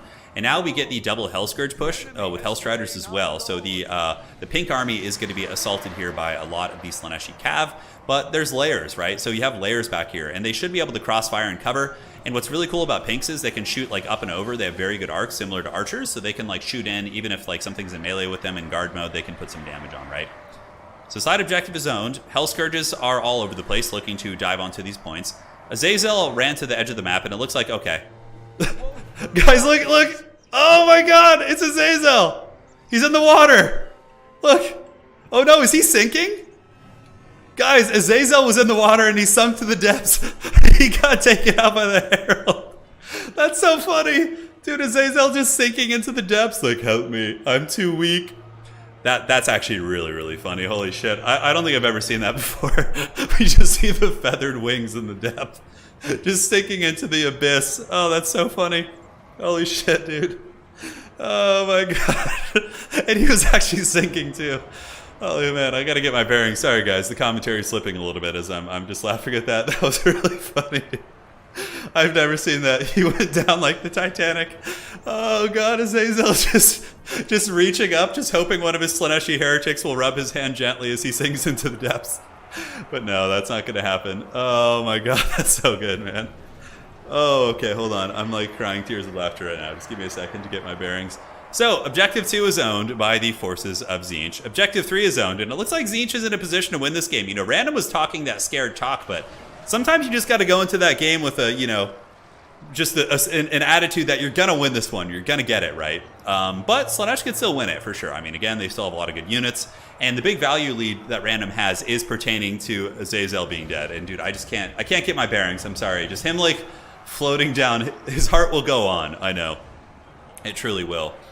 So Objective 3 owned by Tzeentch. Slaaneshi Cav just doing a ton of damage though, man. A lot of these blues are being, or pinks are just being popped all over the map, and you can see that the army of Slaanesh is kind of struggling to trade here, as the value gap is really, really being narrowed here. Although, okay, up on the high ground we did see some Marauders and some blues get the objective. Some Marauder Horsemen probably need to come down here. The Marauder Horsemen of Tzeentch actually an excellent choice here. They do have good damage against light armor, so they can kind of kite some of the Hellscourges and get some nice poke if need be. Middle objective, Tzeentch might be able to wrestle their way back in, but there still are some Marauder Spears here. Marauder Spears have decent capture weight. Side objective owned by Tzeentch as well, but Tzeentch is getting a pretty substantial value lead. Yes, we're going to see Azazel emerge from the depths as a Vampire Coast fleet captain. He'll be a zombie demon. It's going to be a new unit type. Games Workshop's watching. They're like, oh, that's a sweet faction idea, dude. But Slaanesh does take back Objective 3 on the side, taking down some of the blues here. It looks like there's going to be army ability of some sort, so I think Tzeentch is going to be opening up a portal to the warp and could do some big damage here. We'll see if the forces of Slaanesh are going to be able to dodge that. Okay, very nice. That was a great army ability. Actually hits all 3 units, might lead to some breaks, maybe allow... Oh, is he not going to take the objective back? Okay, he is. He's sending some Hellstriders over there. Now in the middle, it looks like Slaanesh might be able to get this back. Some Forsaken do get onto the point. You're able to fight pretty well. The Forsaken, of course, pretty useful here. More of the Marauder Horsemen need to pull their way back in. And you guys see what I'm saying about Slaanesh? Even Slaanesh getting karate chopped in the beginning, their faction is just so strong, their individual units are just so much better than other factions' individual units that despite losing their big lord in a pretty rough manner, they're still able to really, really stay in this game. Like, I had a game against, I think it was Houseplant in one of the early access builds where I killed Azazel in like the first 10 seconds and I still lost the game. They just had no lord, they were down 2,000 value and they still just beat me just because their units were so good. And obviously Houseplant's a better player than I am, but it was a match where I felt like I should have won it. It was pretty rough. It was pretty rough. So, looking around, we do see the middle objective still being owned by Tzeentch. Tzeentch has this one, but Slaanesh is like looking pretty strong on the battlefield. Marauders of Tzeentch going to be rolling down as these horsemen are hunted. The Slaanesh, of course, have a little bit better speed. Marauder horsemen have speed in the 90s, but the Slaanesh Cav has 100 speed, which is just crazy. The Marauders should trade pretty cost effectively, though, into most of these units. I think that's what you need. It's just more Marauders and more Warriors. If there was any Mortal Warriors, if Tzeentch had brought like a couple Warriors, maybe just 2, they would probably be able to hold these objectives, and I don't think Slaanesh should be able to do much. Oh, look at this. We do get the Chaos Chariots of Tzeentch here. So these guys are going to be coming out, and they do have their Protoss shields and magic damage, so should be pretty useful. And they do run through these guys, and down goes the Slaaneshi devoted Marauders. And yeah, Chariots are not a bad choice. I mean, Slaanesh does have some really good anti-chariot tech via all their good cost-effective cav, but if you could like keep those chariots near your infantry, it's not going to be quite as bad. So more Hell Scourges moving in. We get the Forsaken regenerating their shields, which is quite cost-effective. Azazel, can we still see him in the water? Let's go check. Nope, he legitimately actually sunk. I have never seen that before, but apparently Creative Assembly has a sinking mechanic in this game, which is pretty cool. Spawn fighting at the point, still one Chaos Spawn. The objective is owned by Tzeentch still, though. Slaanesh doesn't really have a lot of capture weight. I think Slaanesh has finally blown its full payload and doesn't really have much on the battlefield. Hell Scourges might be able to steal some points on the side. Looking at the point lead, Tzeentch currently has a pretty substantial point lead to Slaanesh. Slaanesh does have objective 3 here. Tzeentch has 1. Might lose their high ground objective, actually. Dude, Slaanesh is just so scrappy and so hard to deal with. So tough to deal with. We're going to be getting some Furies out here, so the Chaos Fury is going to be trying to buckle these guys off. Slaanesh might be able to get the point. I think Random, though, should be able to get the match. It's hard to say. We do get the Hellstriders of Slaanesh intercepting the Chariots, which is very cost-effective. Fury's going to be charging onto them as well. Furies are okay against Slaaneshi units. The Slaanesh anti-large cav, of course, won't be super good against the infantry-sized Furies. So we do get the Hell Scourges coming in there. Oh, no, we didn't capture the objective. That's rough. That's rough. He really, really needed that. He did not get that. He did not get that. You should make the sinking Azazel a profile picture for Slaanesh. I know I should. I should make that one of the avatars on Total Tavern. If you win one game with Slaanesh, you can unlock the sinking Azazel. The Titanic Azazel. Yeah, he can't swim. Makes sense. Tzeentch victory, ladies and gentlemen. Random Nick's going to be advancing on to the Grand Finals to face the Kraken King Inticity. His build worked pretty well. The Daka got there. But I think the reason why Random won is because he killed Azazel. If Azazel had been alive and hadn't blundered in the beginning, I think Puggington probably wins that game. GG, well played. Awesome stuff. Very, very scrappy. And Random is going to be advancing on to ye old Grand Finals. That was a really, really good Tzeentch match. Random played very well. He took advantage of the blunder and was able to carry it to its ultimate fruition there. So, Random is going to be advancing on. We now have a best of 5 between Inticity and Random, which should be quite a bit of fun. That should be an Azazel lore canon now. Yes, it should. It should. Well played. So Random versus Inticity. Best of 5. Good luck, have fun. We'll do the fun stuff here. Perfect. Dude, that was so funny. Oh my god. That was like one of my favorite moments ever. I think, yeah, that and then we had the Cathay Titan get stuck under the earth and like reappear and like steel chair someone. That was pretty funny too. Yeah, lots of great moments. Lots of great moments for sure. All right, so we got our best of 5 showdown now. We are in the Grand Finals. Well played to Puggington. I think they're still chatting. Let me go ahead and check. And the 2 players are going to grab a quick drink here. Hope to have you back, Pug. A champion as always. What's not to love? And for the best of 5 finals, we will do the maps. So I'm going to give the players the maps real quick. So Arnheim. And then we can do Gully. And we can do the Grove for finals. All right, so they're going to be grabbing a little bit of a snack. Perfect. Getting some refreshments to prepare. What that doesn't mean, ladies and gentlemen, that we cannot roll their factions. So, first map in the Grand Finals. It's going to be Arnheim. Big fun map. allows for shooting factions to have fun. Everyone has a good time in Arnheim. It was a map I was very suspicious of when it first came out. I was kind of like, ooh, this terrain could be problematic here. But domination really makes terrain something you can interact with, because it's not as easy to abuse terrain. Because you can't just sit on it, right? You have to go for the objectives. Yes. I once had an AI build a barricade on one of my units that caused the unit to be trapped underneath it. Yeah, I've had that happen to me too. Dude, the Tzeentch play was really good that game. Yeah, it was great. All right, we'll turn the volume up a little bit here. All right, let's go roll for the factions. Let's get this party started. Hey, old man, thank you for the $5. Greatly appreciate it. Where are we at? All right, let's roll. There we go. Okay, so this is going to be for Anticity. Sigmar! Yes! Sign me up, baby. And for his opponent, Random, Anticity's like, come on, vampires. Hey, you got like a human gunline faction. Oh. Versus the Greenskins. Okay, Empire versus Greenskins. That's actually a really fun one. We'll see if we want to do any rerolls. Okay. Anticity, Empire, and Random on Greenskins. Rerolls. Let's see what they want to do, man. I'm hyped for this one. You guys want Red Olgor to come in? They can use their one reroll, but they only get one in the full best of 5. So this is a pretty fine matchup. Okay, Anticity's happy for this. He's gonna go full Sigma right here, and then Random probably will not reroll because Greenskins are pretty fun. All right, cool. So we're all set. We are all set. I'm really curious. I got my notepad out right now. Hellstorm rocket batteries. Dude, isn't it crazy that 2 of the most meta units are Hellstorm rocket batteries and Free Company Militia for the Empire? Like, it's so trippy how different this game mode is. In a good way. I love being able to use those type of units. Because Hellstorm rocket batteries on big maps are just so good at clearing out infantry. The battle for Blackfire Pass, yeah, basically. Do they need to play the Lords or just factions? Just the faction. They don't have to play the Lord. Yeah. Dude, this is great. So Random already had a build prepared for this. He's got, look at this. He's got Orc Boys, Spider Riders, Squig Hoppers, Savage Orcs, Warzag, more Squigs. Just such a proper WA, dude. Such a proper WA. Now, one of the things the Empire does really well against Greenskins is, though Greenskins are infantry favored against you, the Empire usually is cav favored. Like, Empire Knights, Knights of the Blazing Sun, and can trade super well against most Greenskin units. So, we got a Light Wizard, Handgunners. Oh my god, he's going for... he's going for... Yeah, wow. Okay, that's really exciting. I don't want to... let's just let it be a surprise. Let's just get there. This is really fun. The Steam Tank. I feel like the Empire should have a character that can ride in a Steam Tank.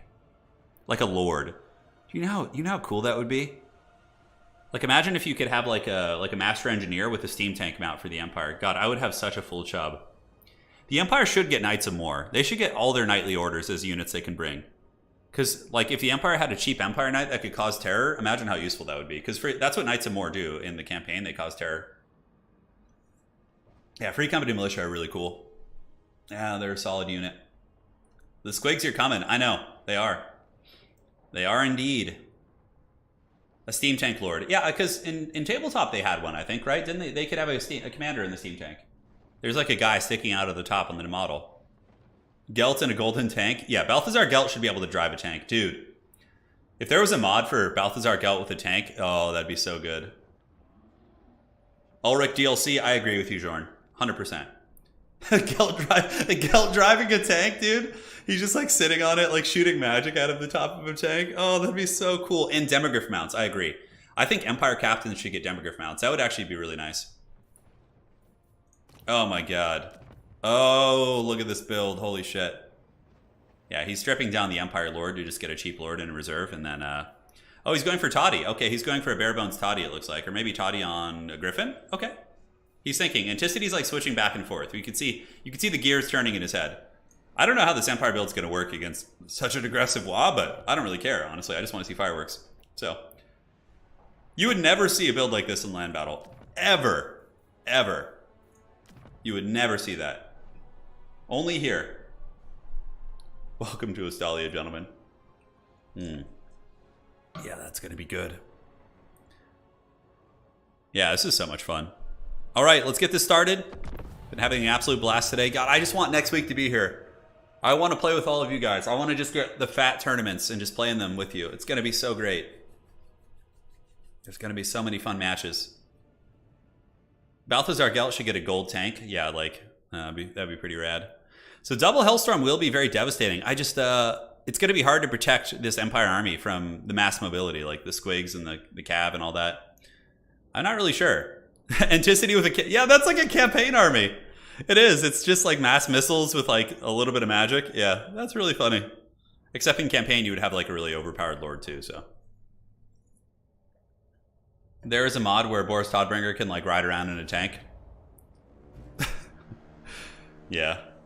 Oh my god. So here's the idea. Hellstorm rocket batteries have 480 range, okay? So you just park them like right here in the back. And honestly, these Hellstorms are going to be like impossible for the Greenskins to shut down. Because Empire can summon in cav units and really, really hammer them. I mean, it's not impossible, but it's going to be very tough. So the two Hellstorms cover the two objectives. And you just move up and you just DACA them down. And it's just, can my DACA blast you before you're able to envelop me with cav? Which is going to be great. We do have a Light Wizard in the back. I don't know if he meant to be on foot, but he is on foot. So Light Wizard only has nets, so he's going to be rolling with the Empire army and looking to get some fat heals right here, which is going to be pretty good. That is a wild build from the Kraken King. Now from Wurzag, we have Wurzag and the double Goblin Big Boss. Those are going to be hard to deal with. I don't really know, because those small targets, like in your formation, can really, really be elusive for sure. Hammer of Gork up here, I kind of like this tech. Like if anyone wants to contest the high ground, the Hammer of Gork can shoot them.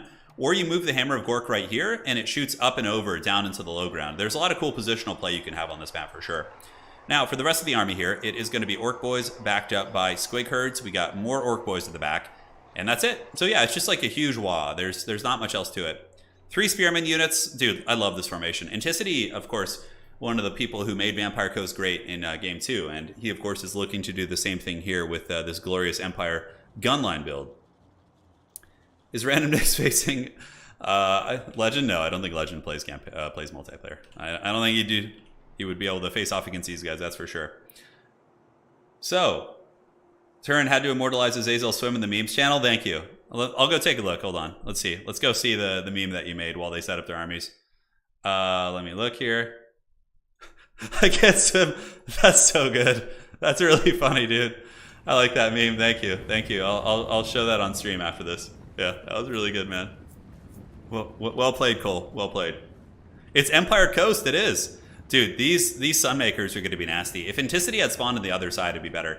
Because the only thing about Arnheim that I don't like is one side gets this giant erect forest to hide in, and the other side gets like some depressing bushes. You know, so like it's really advantageous to be greenskins on this side. But it's not like they picked it that way. It was all random, so it's whatever. But yeah. So they're moving up right now. Spearman on the way. Light Wizard is here. And it's fine for Anticity. You know, the Hellstorms can just kind of park back here. And as soon as they... Oh, they're pausing. Let's see what they're pausing for. Just double checking here. I think Anticity has some lag issues or something. So no problem. They're just going to pause for a minute. Take their time. And we'll be back in this game in just a moment. I hope this... Dude, in Domination, so much weird stuff works. There's so many things that you would just never think would work. But then they just suddenly do. It's pretty wild. Yeah, so Anticity asked for a pause, and we'll just kind of hang tight in the meantime. I just tossed Azazel into the... Yeah, I saw that. I saw a couple memes of Azazel floating in the river. Let's see, is there more? yeah, I see. I can't swim. I'm too weak. Yeah, it's really funny. Anticity had to make sure he wasn't crazy bringing the build. Nah, he's probably just having some technical issues. Maybe his mouse or his internet's lagging for a moment. So, and with a build like this, you cannot afford to lag. This is like a build where you need everything to be like really good. Okay, it looks like we're back in business. He says suddenly a thunderstorm rain getting in the house. Okay, so apparently one of his windows was open and there was like a rainstorm, and yeah, and that's that. So he's good. The Kraken King survives. Being a pirate, of course, I'm sure he's used to the water, so no problem. And yes, there's the Discord. If we have any mods in chat, they could drop a link, I would imagine. If not, I will do it after this game, and we'll get you in there. Yeah, I didn't know there was a sinking mechanic in this game. Azazel like sunk into the water. We saw him pulling a Jack from Titanic as he just descended into the depths. So yeah, the Empire not even going to be bothering with the high ground here. It looks like they could, I guess, send some heavy cav over there if they want to later in the game to try and seal the objective, but I like the Empire positioning. I like how they're like using this corner here to really get like a nice line. This is the vulnerability though, is that like a huge mobile core comes, but you could also buffer with the spears that you have and really just kind of keep those going. Hellstorm rocket batteries will start shooting now, so I think they should be in range. Let's go ahead and check. Yeah, just about going to start shooting at the greenskins here. Hellstorms are really awesome units. And we get the Royal Altdorf Griffites coming out. So these guys are great. They're really good against greenskins because they can buckle all the crappy greenskin cav and terror out them. And also, if we do see the Goblin Big Bosses come in, they can kill them incredibly quickly. So yeah, honestly, I would just shoot the Hellstorms at Goblins. Who cares? Like, you know, you want to get rid of the infantry and just push those guys off. So do you think the meta might shift to ranged as more people figure out how to counter ranged? Yeah, I think so. I think ranged will become played. It's clearly good with Cathay. Like, we saw Cathay defeat Slaanesh in Summer Champs. And it's only going to get better. Okay, nice brain bust going down. It does hit the crossbowmen. Not too bad, though. They're just crossbows. Dude, look at those goblins. I know they're just goblins, but that's such value. Just like one Hellstorm volley or one or two, just like instantly eviscerating them. But I'm a little bit concerned for the Kraken King, like holding back this massive onslaught. Like, this is a lot of stuff, dude. That's a lot of Orc Boys. It's a lot of Squigs. And the Hellstorm rocket batteries are getting some decent DAC. I would imagine there's going to be some sort of a snare going down here. So crossbow shooting into Orc Boys. Unfortunately, the Orc Boys do have shields. A big overcasted net is probably going to be necessary to kind of stabilize position. He's got handgunners everywhere. The problem, though, it works with Coast because their stuff is unbreakable. But here, I don't know. So Squig Herd is broken. Demogryph Knights are at the ready. We do get nice net right there. Beautiful net. It locks down all these guys. And we do get another Wurzag ability coming. Savage Orcs here getting crumped on the way down. Hellstorm rocket batteries with big DACA.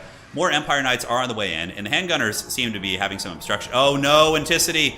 He doesn't see this ravine here. And this is the problem with line of sight. Yeah, it can get you, man. But the handgunners going to be blasting away. The Warlords boys get absolutely annihilated. And the Empire is pulling a big value lead, which of course is to be expected. But when the wall collapses on you is when everything kind of falls apart, right? So the Griffites are going to have to sweep back here and clean some of these units. Empire Knights, of course, are in reserve, and the Light Wizard probably going to be looking to drop another net here in a second as the Brain Bust is going to be going down. Hellstorm rocket batteries still generating good value. I mean, shooting up into the Blob Greenskin army is quite cost-effective for sure, but this is going to be a very tough hold. But it's really cool to see people attempt these innovations for sure. Now, Royal Altdorf Griffites should be able to tear out those Squigs off in just a moment, so they will probably get broken, and there they go, or just actual, oh, they're ITP, so they just got broken naturally. The Empire is going to be yielding objectives for the value, essentially. Moon Howlers coming in. I mean, Greenskins have so much cheap, fast cav that I think a build like this is very dangerous. Very hard to pull off against them for sure. Empire Knight's going to be intercepting, and it looks like he will be unsummoning the Sunmaker to get a bit of a refund, so you get like a partial refund for that, and it is going to be still removed from the battlefield though, so that's certainly nice for the Great Wa. Now the Wa is active, and yeah, guys, the value discrepancy is going. I think the build, it doesn't quite work like with Coast. Greenskins just, I think this Empire build could work against a slower faction. Like, I feel like it would absolutely crump Nurgle and destroy them, but against Greenskins are one of the best factions at diving with cheap, shitty cav, so it's going to be really tough to pull off. And even though Anticity is an amazing player, it's going to be really hard. He still has maintained a value lead, but the Greenskins have closed the gap from like 2,000 to 500. We do now get the Zentler's Reichsguard going in, and we do have a triple cap. So I don't think the ambitious build is going to work out, but hey, man, you know, if you look in history, people had to try some crazy shit, and eventually something worked, right? So I really do like the innovation attempt. Handgunner's going to be shooting into the Orc Boys, and that's a lot of DACA for sure. I mean, the Orc Boys really getting hammered. And the Griffites of Anticity going to be moving back in. The value trading is somewhat even still, but that is a lot of pressure coming in, guys. The Wa is relentless. They are showing no mercy, and Handgunner's still shooting somehow, so he still has a lot of his missile line online here. These Orc Boys are hammering on these crossbows.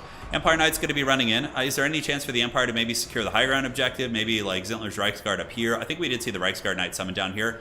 Yeah, we see Empire Knights, we see the Light Wizards surrounded, a couple of the gun units are on the retreat, might be able to get them back online. More Empire Knights going to be sent in to try and run down maybe some of these Spider Riders on the flank.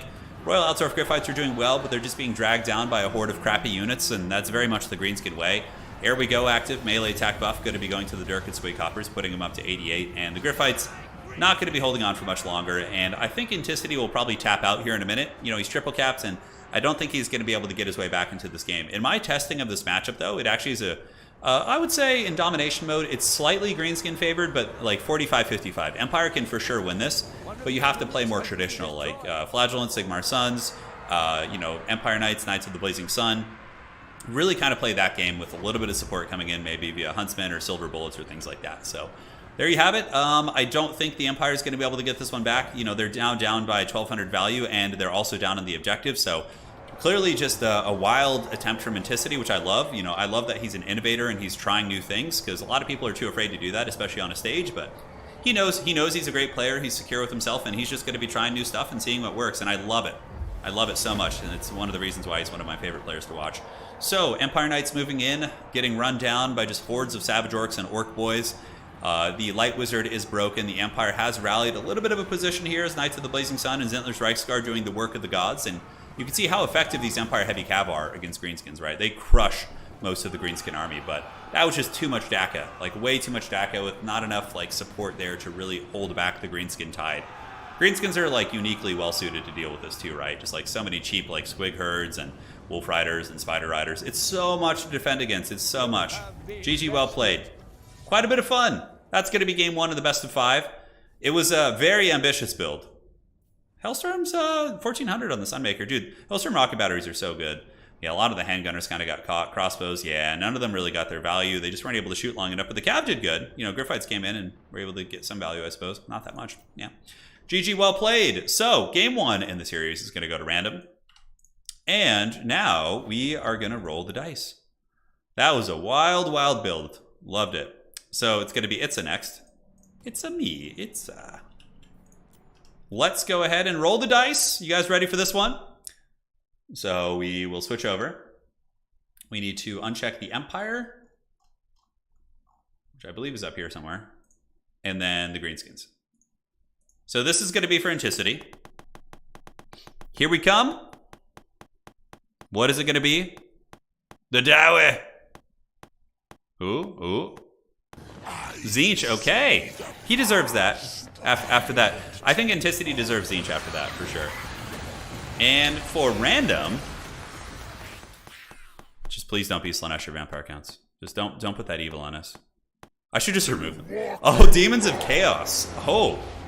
That is a wild matchup. Okay. So, Anticity, Zinch, and random, Demons of Chaos. That's kind of a cool matchup. Yeah, it's going to be fun. I could give them 2 rerolls in a best of 5, but I think 1 is still fine. Yeah, today is super casual anyways. I mean, they're playing good build, like, trying to experiment, try new things, and we've seen a lot of competitive builds. Anticity says, I'm good, LOL. Random is probably sitting there like, oh god, am I going to have to reroll this? I'm going to have to reroll this one. Yeah, the Ogres were close. I think if anybody can make the Ogres work, Anticity has actually had a good showcase of them yesterday. Okay. Be'lakor rises. Dude, are we going to see the dreaded Red Olgor? You know, like, yeah. He's going to save the Glorious Veto. Okay. So we got Demons of Chaos versus Zinch, which honestly, they can bring a lot of the same stuff. They can bring a lot of the same stuff, guys. So, dude, you guys want the Red Olgor? Oh, Red Olgor, dude. Just dominating the Zinch demons. Just flying in with his giant Chad corn axe and just chopping. Here's Red Olgor, if you guys haven't seen him. He's a meme on the channel. He's not terrible. He does heal himself, at least. He's got spell resist and physical resist. Yeah, all right. I don't even have Be'lakor unlocked, which, yeah, okay. Oh my god. Is he doing the Feathered Prince? No, dude, no. Oh my god. He's doing Zarevic, the Feathered Prince. It's the Zinch Demon Prince. Oh man, what does he even do? Okay. So he's got Lore of Zinch. Oh, he has Gaze of Fate. That's pretty good, actually. Huh. He can lock things in place, and he can give himself stock. And that's it, pretty much. Master of Fates. Oh, wait, never mind. It's Grand Vomitus, the Prince of Bubos. So he's going for the Nurgle Prince? I think he's just looking at them right now. Everyone wants Red Olgor. Nobody messes with Red Olgor, dude. He's the king of Chad. Yeah. Red Olgor was once a mighty Norskin Chad, and now he's ascended to demonhood. Yeah. I don't know. We'll see what random brings. Now, all jokes aside, Demons of Chaos actually can do okay here. I'm going to allow Demons of Chaos as a faction in my tournaments, starting on Immortal Empires. And, you know, I think they're not bad. And the reason why is because, you know, you can do a lot of what Tzeentch does. You can go with blues and pinks, but you can also throw in Nurglings and Vanguard to steal points. You can go with Fleshhounds of Khorne, one of the best units in the game, right? And just like swarm the Tzeentch demons. You can bring in, you know, Plague Toads if you want to. Like, they can do a lot of stuff. Demons of Chaos are actually not a bad faction, I'm telling you. They're really not. So, yeah, I would just go Be'lakor Pit of Shades. Like, no mercy. You're playing Tzeentch. You go sweaty here. Yeah, look at this. It's Be'lakor with the Tzeentch army, basically. That's pretty fun. I like that. Oh, and Anticity goes with the Chaos Sorcerer Lord of Tzeentch with the Chaos Spawn summon. I like that. This is going to be really fun. I'm hyped for this matchup. Be'lakor is always fun to see, too. He's such a cool character, aesthetically speaking. Did you ever hear the tragedy of Olgor the Red? I have heard it. Yeah, when he got stuck in Hellstorm, or in a Fire Rain rocket in the FFA. I've heard that tragedy many times. All right, let's see the memes from before. Wait, what's it going to be? All right, going into the Discord. Let me get you guys a Discord link for anybody who wants to join. Invite people. Okay. There's some really good ones that people made already. Hold on. All right, so there's a Discord link for anybody who wants to join. Hold on a sec. Let me move this to the second monitor here. I'm too much of a potato, dude. I can't figure out the technology. Here's the bracket, by the way. You can see who played today. So while I get the memes ready for you, you guys take a look at this. Okay, we have some pretty good ones. Hold up. God, I have so many windows open. This is just so troll. That's a really good one. Okay, and then we have this one too. I like how quickly those came about. All right, so the first meme. Let's get the picture. They might need it in a minute for their armies anyway, so it's no biggie.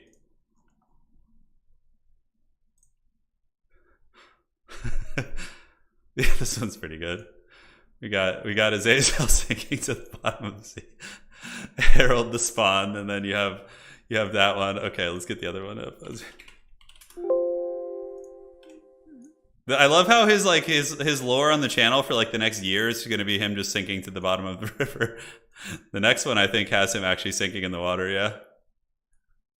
Look at that one. Oh yeah, look at that. Those are some good ones. Thank you guys for making those. Shout out to you folks. That's just so dumb, dude. This is Hazel just thinking. Hey, and you rushed that one? I thought it was really good, man. I love they're both good. I like the one that actually shows him sinking too. It's just like, that's so stupid. All right, let's switch back to the battle now, guys.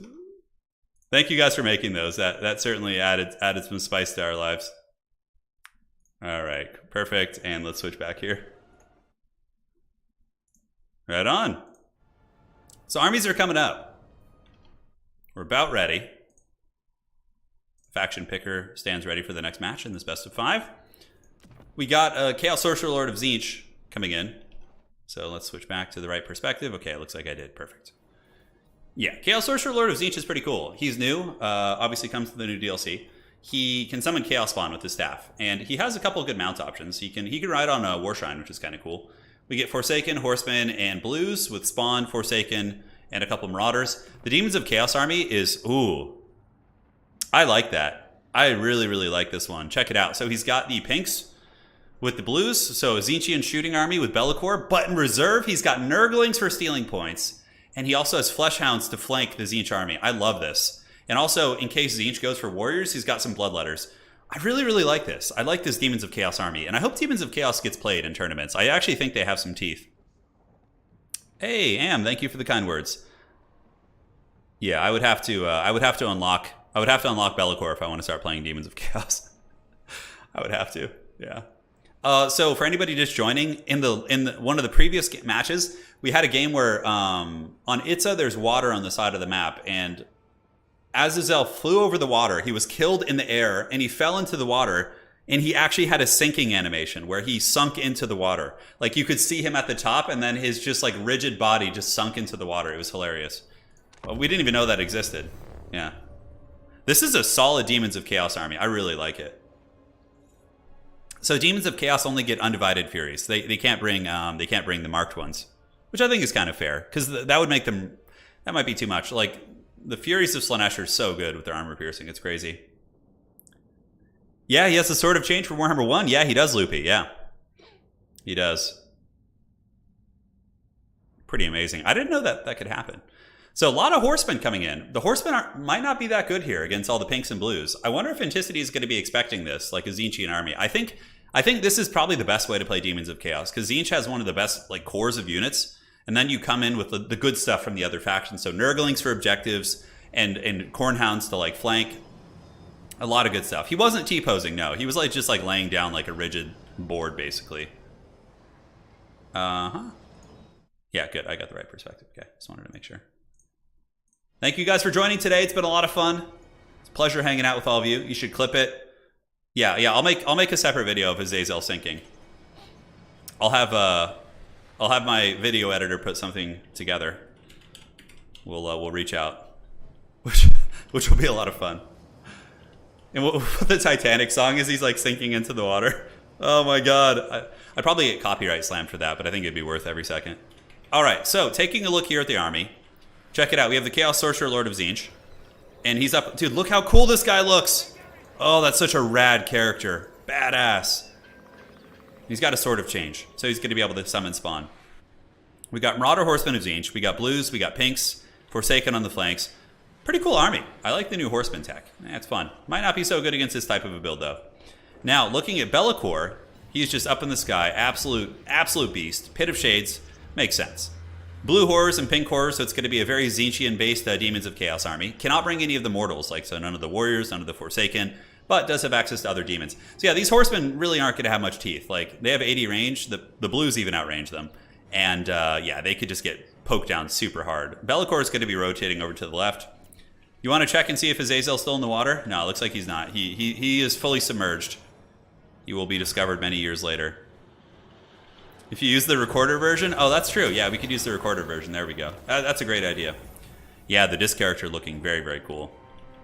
So the horsemen aren't like particularly good at fighting here, but on the bright side, they can, of course, play the high ground objectives and eventually can dive in. Who wins between Be'lakor and Azazel? Be'lakor, I think. Because Be'lakor has some crazy good dueling abilities. He does actually heal himself, but he has the Shadow Shroud, which gives him 40% ward save. I'm pretty sure he's got like way more HP than Azazel. Oh, man. So Fleshhounds of Khorne are summoned in from the Demons of Chaos.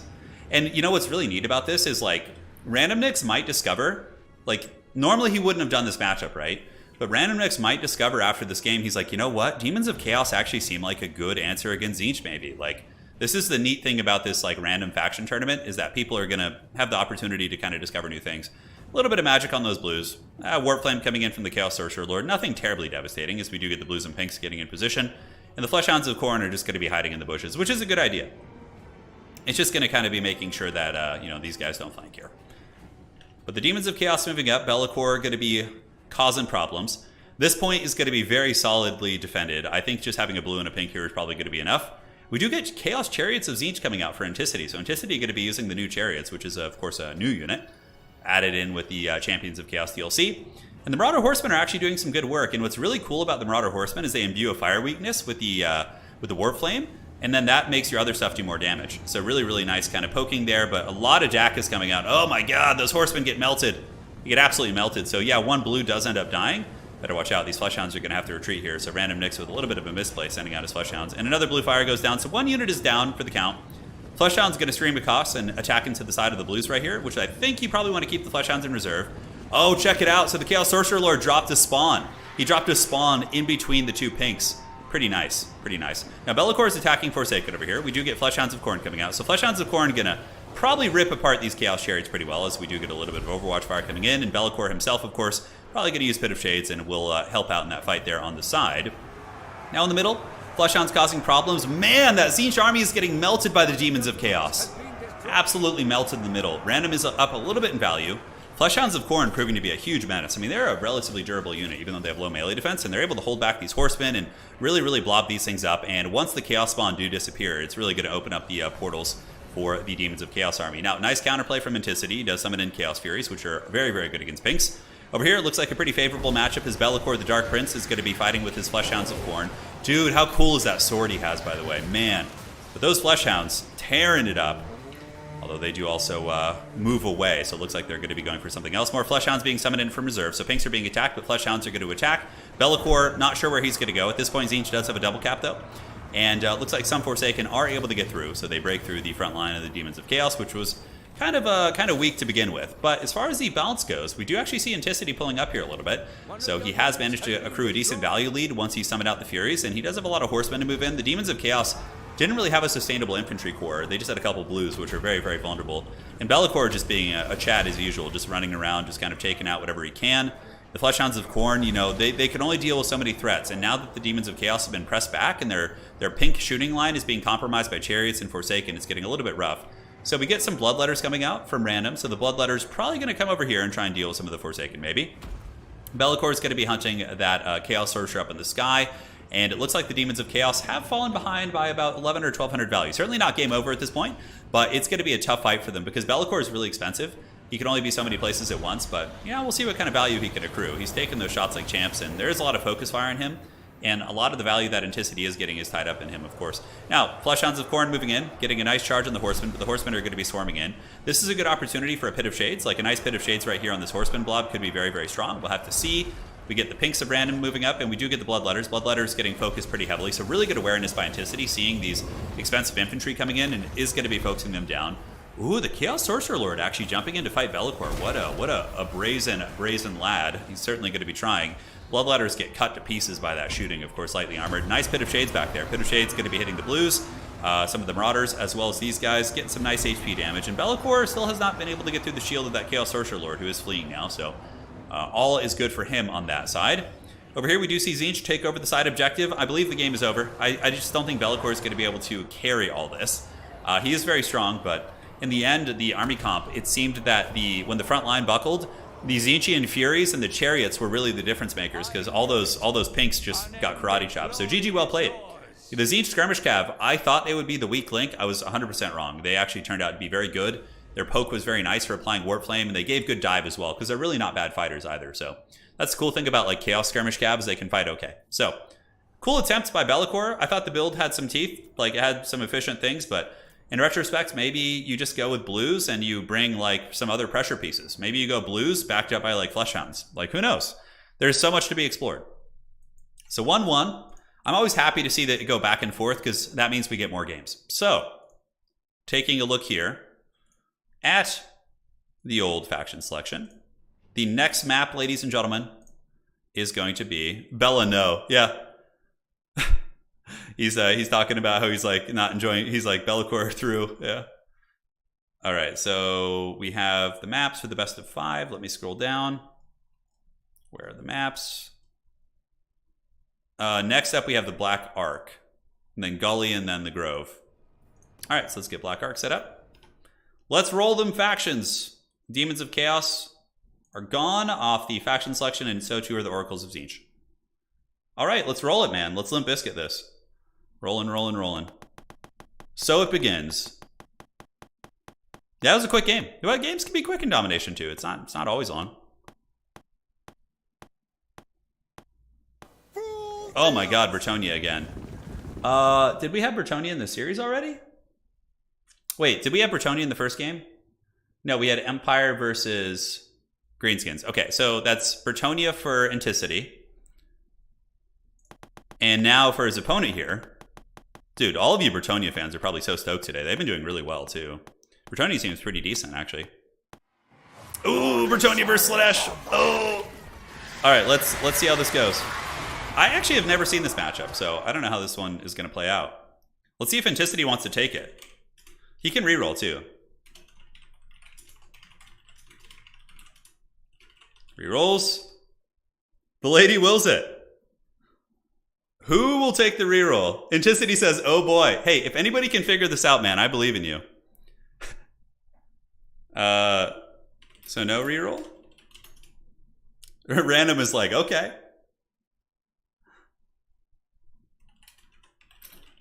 Anticity believes. It is a big brain play turn. Okay, fair play. I'm down, dude. Oh, wait, I think Random wants to reroll. Wait, hold on. No, he doesn't. He's going to take it.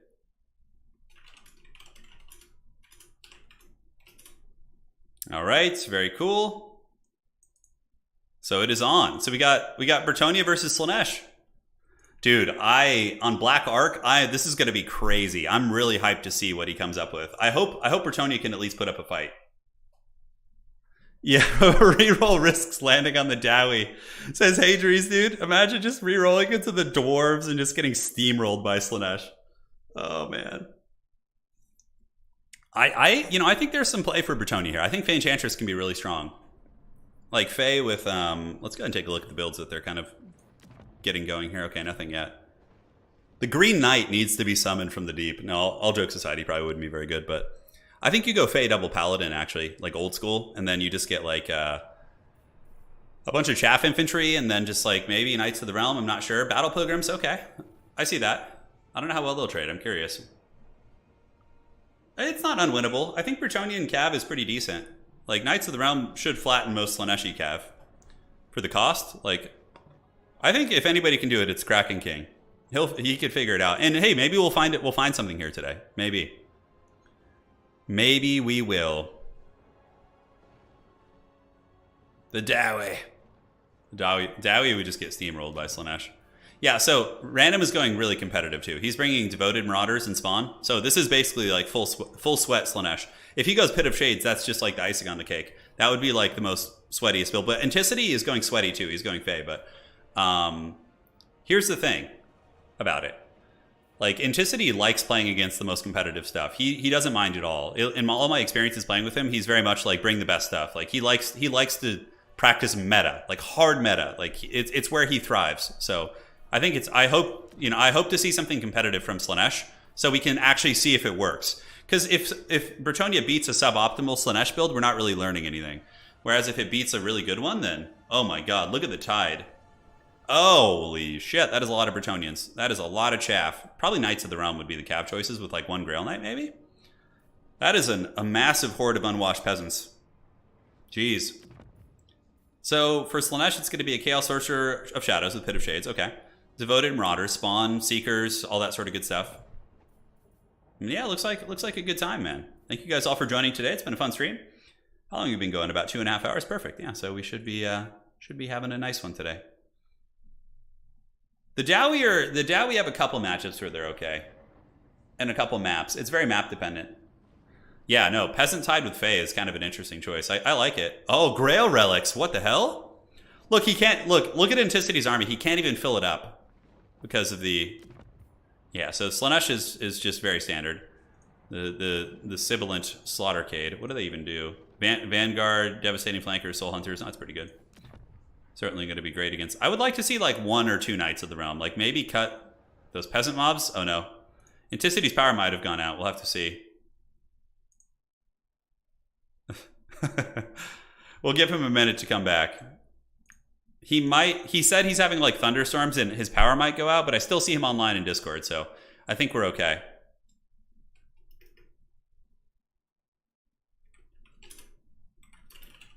Yeah, he's rebooting his PC. We got time. We got plenty of time. Not a problem. Yeah, I'm really excited to see this, though. He said power died for a second. Not a problem. Yeah, but it kicked back on. All right, perfect. So, yeah, Anticity will be right back, and we'll get this match going. No rush. We can hang out and chat. And if you guys have any questions, let me know. I'm going to be interviewing Houseplant, the winner of the Summer Championship soon. And we will be talking about the meta and like thoughts on the future and all that. So that'll be coming out soon. Tomorrow is Age of Empires. We'll be having an Age of Empires stream tomorrow, which will be quite a bit of fun to kind of get back on that. And but we'll also be having 2 Total War videos tomorrow. So tomorrow we're going to have 2 Total War videos and an Age of Empires stream. So we'll have a Tzeentch versus Greenskin battle, and I believe a Nurgle versus Lizardman one. I can't remember. Got some really, really fun replays for you. They couldn't handle the Bretonian, just massive payload of Bretonians, huh? That's pretty funny. That's good, Willow. I like that meme. Oh, yeah? All right. Here we go. You guys ready for more Azazel memes? I love those, dude. All right, let's slap one of these up while we have some time to kill. So let's get this. Hold on. Go to the bracket real quick. Here comes the I love the really low effort memes. There's something about just like, you know. Okay, here we go. that's pretty good, isn't it? Oh my god, I'll never let you go, Zazel. He's just singing. It's so shitty, I love it. Oh yeah, dude, look at that one. That's so classic. Hey Turin, any pointers on Zeech? I've been trying to master them, but getting streamrolled by Nurgle and Kislev. So particular play paint, everything's gonna change when they come out. Yeah, when Immortal Empires comes out, it's changing. So ask me that question again. So yeah, with the new stuff though against Nurgle, like I would recommend like a core of blue horrors backed up by some warriors, and you're going to be in pretty good shape. That one's pretty good, right? Just has him sinking into the depths. Oh man, we gotta do it. Hold on. Turn. I'm Willow. Show my meme too. Okay, let me get that one. Yours is a video though, so it's a little bit trickier. I don't know how to. Let me see if I can get that. So we have this one. I don't know what that's from. Okay, here's another Azazel meme here. That's just the subject of today's stream. I think yours would be a media source because it's a GIF. Let me see if I can find it. I'm really bad with technology, so bear with me. Okay, I think yours is a GIF, so I need to do it differently. Hold on. So cancel that. Let's go to media. I'm learning technology because of the memes.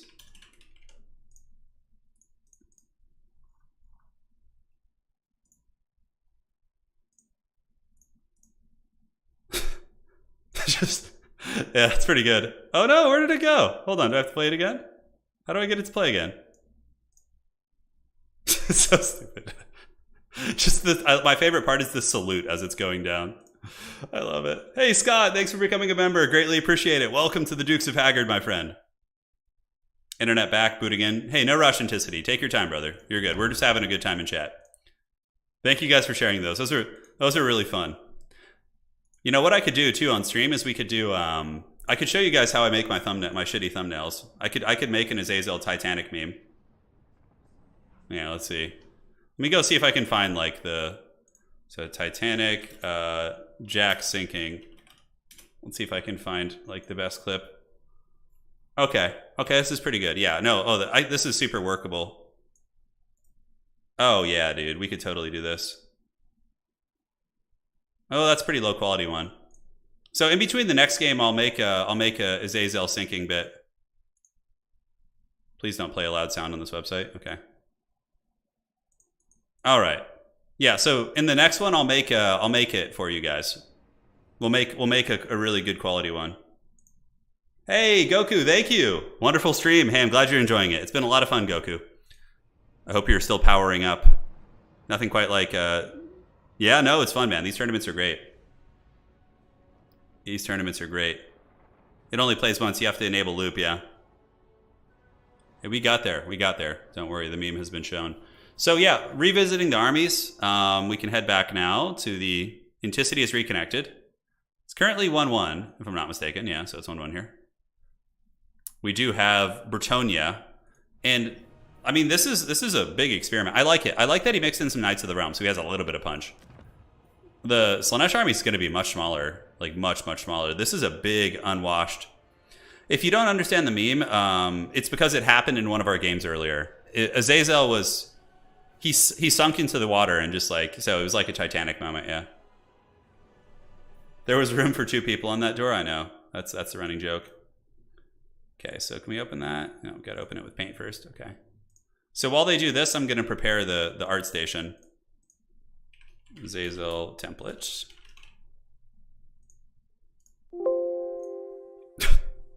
We could make Rose into like a chaos spawn or something. That would be pretty good. Oh yeah, dude. All right, it's gonna be fun. Actually, I'm excited to do this project with you guys. You can see the master at work behind the scenes with the terrible Microsoft Paint skills. So you don't need a lord in your main army, but you have to bring one in reserve. He does have a lord. He's got a Chaos Sorcerer of Slaanesh, and he has a Herald of Slaanesh as his lord in reserve. So So yeah, that's going to be the army. Dude, I actually think there's something to this Bretonnian unwashed mass. Like, look at this. Just mass battle pilgrims with archers and just like grail relics. There's just so much. There's just so much. There's so much filth here. Yeah, this is pretty great. This is really good. All right, the Fey Enchantress staring with her disturbing eyes. Rose is the Zinch Herald. Okay, yeah, I could do that. I could do the Zinch Herald. Sounds good. We'll do it. We'll do it in the next game. I'll get everything prepared, and we'll make a quick thumbnail. Yeah, you have to have a Lord at least in reserve. So the Chaos Sorcerer of Slaanesh is a really good choice because he has a Mortis Engine, and Bretonnia honestly has like no way of killing him. Like, so I think you're just gonna have to like just let the peasants watch, let the boys watch. All right, cool. Are we on the proper screen? We are. Looking good.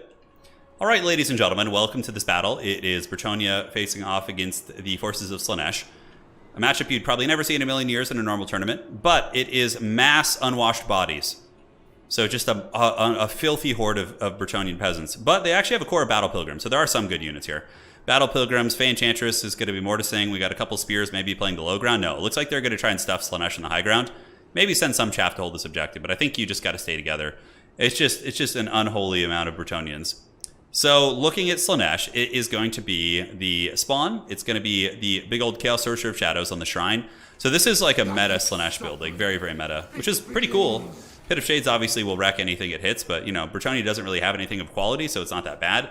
Devoted Marauders backed up by Spawn. We got some Hell Scourges on the low ground, and Bretonnia is just here with a lot of things. A full 20 stack, actually, on the battlefield, so they're going to be just moving in. I wonder what Random is thinking about this. He's probably just like, holy shit, that is a lot of stuff. What does the War Shrine have? The War Shrine only has 60 armor, I guess. So in theory, the Peasant Archers could concave fire it down, like get that nice circle. Slaanesh is going to be sending troops to the low ground to get this. And Bretonnia doesn't care for the low ground. They're just going to go here, and maybe in the late game, they'll send some like knights and peasants over here and just do that. So yeah, quite a bit of fun, man. Quite a bit of fun. Fey Enchantress is gathered up on the point. We do see the Spearmen at Arms coming in and Battle Pilgrims as well. Perfect, perfect. I mean, in theory, the Bretonnian army should do well here because, like, if this were game where if Slaanesh were balanced properly, Battle Pilgrims would beat Devoted Marauders, Peasant Archers would kill Spawn, and the chaff would absorb the initial shock. And I think this would actually be like Bretonnian favored a little bit in terms of the army comps, but considering how overtuned Devoted Marauders are, it's probably going to be hard for them. And Pit of Shades, of course, will just karate chop anything it hits. So, yeah, this is certainly what is it called with Bretonnia when like the knights march on foot? It's like something of virtue or whatever. It's basically one of those kind of armies. But Fey Enchantress is here, and she's going to be a very powerful Mortis. Maybe she's going to go to the low ground. That actually could be cost effective if Fey comes down here and just Mortises these guys off the bottom objective. Not sure though. It's very risky against Slaanesh to go out on your own. Now, as far as what the Fey Enchantress have, she has Dweller's Blow, Regrowth, I think, and no, yeah, Dweller's Blow, Regrowth, no, Dwellers, Earthblood, and Shield of Thorns. Interesting. You know, I've never really seen Shield of Thorns used. Yeah. Yeah, no, Azazel doesn't want to fight here because he doesn't want to fall into the ocean and sink. He's afraid of water after that last battle. So yeah, Faye is going to attack here. She's going to be teasing a little bit and trying to get a Mortis effect going here. So yeah, you can see she's going to be draining here. So the Mist of the Lady is active, and they're going to start taking HP damage. So the Fey Enchantress, like, just kind of playing on the edge of the Slaanesh army and just trying to drain them down. It's not reaching here. You can see it's just hitting that one Hell Scourge unit, but so far so good. Now, some of the Bretonnians actually do position here. We get more archers being summoned in, and Slaanesh is going to be advancing up and, of course, leaving some stuff. We have the Sibilant Slaughtercade, so Bretonnia does have Yeomen that can stop this, as well as Knights of the Realm.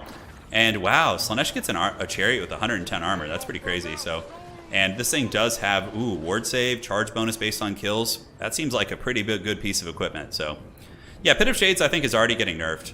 I'm pretty sure I heard someone talking about that. I'm pretty sure it's getting a wind-up time increase, so it's going to take a lot longer to start casting, so the players actually have an opportunity to dodge it. Because right now, you just can't really dodge it. It's too fast. So, I mean, if you notice it like immediately and it's a fast unit, you can, but most elite infantry just have zero chance of dodging it. So, yeah, Bretonnia's got its home field objective. You know, the initiative is going to be on Bretonnia to move up.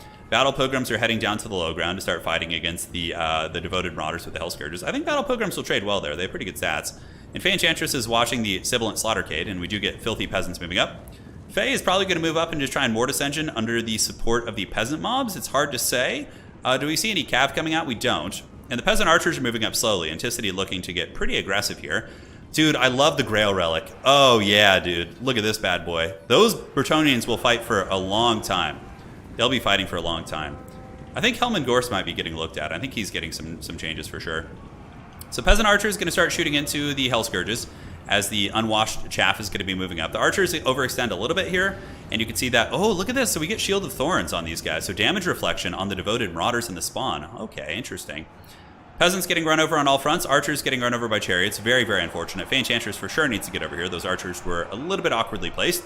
And the Fey Enchantress on her Unicorn is going to be maybe going to fight over here, but look at the damage reflection. Okay, so those peasant mobs are actually doing some decent work against the Devoted Marauders, but again, they're only a 400 gold unit, so it's not like a huge deal. But Mounted Yeomen have come out. Fey Enchantress, Mortis Engine is going to be draining. Some of the archers force back. Spears against Devoted Marauders, a little bit problematic. Value trading is somewhat even at this point. A little bit favored for Slaanesh, of course, as the spawn pour in from all sides. More archers coming into the back, and the Sibilant Slaughtercade is just basically running through these units. Pit of Shades going down to the front. Going to be hitting these Battle Pilgrims and doing a lot of damage. Pretty unfortunate for them, but at least they're only like the 600 gold unit. It's not like you're losing like a Chosen or something like that. So the Fae is trying to, be everywhere at once. Right now, she's chasing away the Sibilant Slaughtercade, which is very cost inefficient because she's not here providing a Mortis Engine in the main fight. We do see some sort of Witchcraft going down here, but Pit of Overpower just pretty much one-shots those Battle Pilgrims. But, the Grail Relic is still fighting there, so hey, you got that going for you. Now, will the Bretonnian Archers be able to get some decent firepower in? We see the Slaanesh Cav is so good against these missile-based builds. We see the Sweet Sorrow active. A lot of scary stuff, and there they go. So space jamming into the Peasant Bowmen, Mounted Yeomen, and Battle Pilgrims trying to get back and help. But it looks like Bretonnia is being stuffed back pretty hard, and they are down by about 900 value. So it's a substantial amount. Battle Pilgrim's going to fight the Devoted Marauders there, but yeah, it's really, really hard to defend these archer positions, man. Especially with no heavy cav, like Knights of the Realm, different things like that.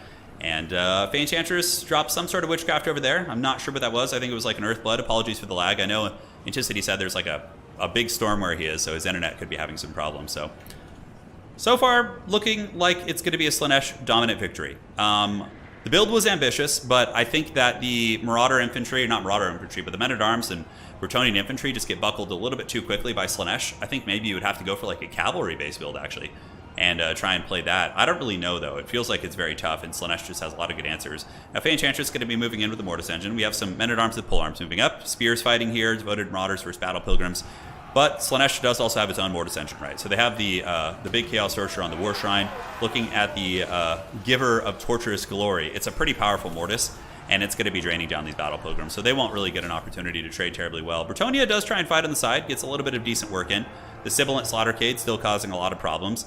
Will there be any sort of a resurgence from your boy? Will Anticity have any way of fighting back? I don't think so. Like these big infantry-based armies, yeah, they're good for swarming, but he knows it's over. So he's going to spare us the effort, which is good. Yeah, so back to the drawing board. It was a cool idea, like the mass unwashed bodies, but the problem is Slaanesh gets its army ability so quickly. Slaanesh has a Mortis Engine, so it can really just kill the mass infantry pretty effectively. I wonder what Bretonnia will do in this matchup, like how they will change, because that just feels like very, very difficult right now. Like, very difficult. All right, so, wrong one. Let's do that. Update this. It's going to be 2-1. Pretty unfortunate rolls there. And now we are going to be doing the Broken Leg Gully. So Gully is here. Let's get the map set. Let's roll for these players. Random saying that matchup feels a bit unfair. Yeah, for sure. It definitely is. All right, so we will take Bretonnia out, and we will take Slaanesh out for the rolls. That's a hard one, man. I don't really know how you do that as Bretonnia. Just maybe on a choke point map you could do a little bit. No, but Bretonnia likes open field too. Slaanesh is just so strong, man. There's a couple factions that can beat Slaanesh, but I don't know if Bretonnia can, because their cav just... At least Slaanesh is out of the way now. Yeah, I know. That's pretty funny. All right. Perfect. Let's roll these factions, man. Let's see if we can get a more fair matchup here. It happens, man. The random variants can go against you. So here we go. This is going to be for player one. They both still have their rerolls here. They're mulligans. And if they do mulligan, I'll remove the faction they rolled the first time. Oh, Anticity gets vampire counts. The gods are evening it out. I love it. All right. And that is going to be... So no mirror matches, obviously. Anticity deserves every second of that after having to suffer there. Oh, vampire counts versus Ogre Kingdoms. Oh, man. Okay. Anticity counts. And random ogres. Alright, vampire counts versus ogres. The gods felt bad for Ent last game. Reroll? Random has a reroll. He does have a reroll here. It's only fair you suffer also, Random. Hey man, try some wild stuff. That's so brutal, dude. That's so brutal. Oh man. Okay, I'm excited to see it though. We would never see this matchup ever, right? We would never see it. Yeah, this is as fair as the last one, so it's deserved. Yeah. Dude, the Chungus Kingdoms. It's time. This is good. It means more games for us. It means more games. All right, so you guys, while they pick their armies, it might take a minute, so we'll do this. Hold on. Okay, so what do we need? What assets do we need? Okay, so we have that. We need Azazel. Oh, I don't know if I have Azazel's face, like a cutout of him. Let me see if I can find one real quick. Warhammer. I'm just getting everything together for the meme picture. There's got to be one here. Okay, that's actually not a bad one. Could maybe try that. Okay, he's got like a decent profile going here. Yeah, perfect. Okay. So we could do this. Cut that out. Okay, Azazel, and then we need a Herald of Tzeentch. I'm getting the Haggard Photoshop ready while they pick their armies, because you guys wanted it. Total War. We need to get the actual Total War one.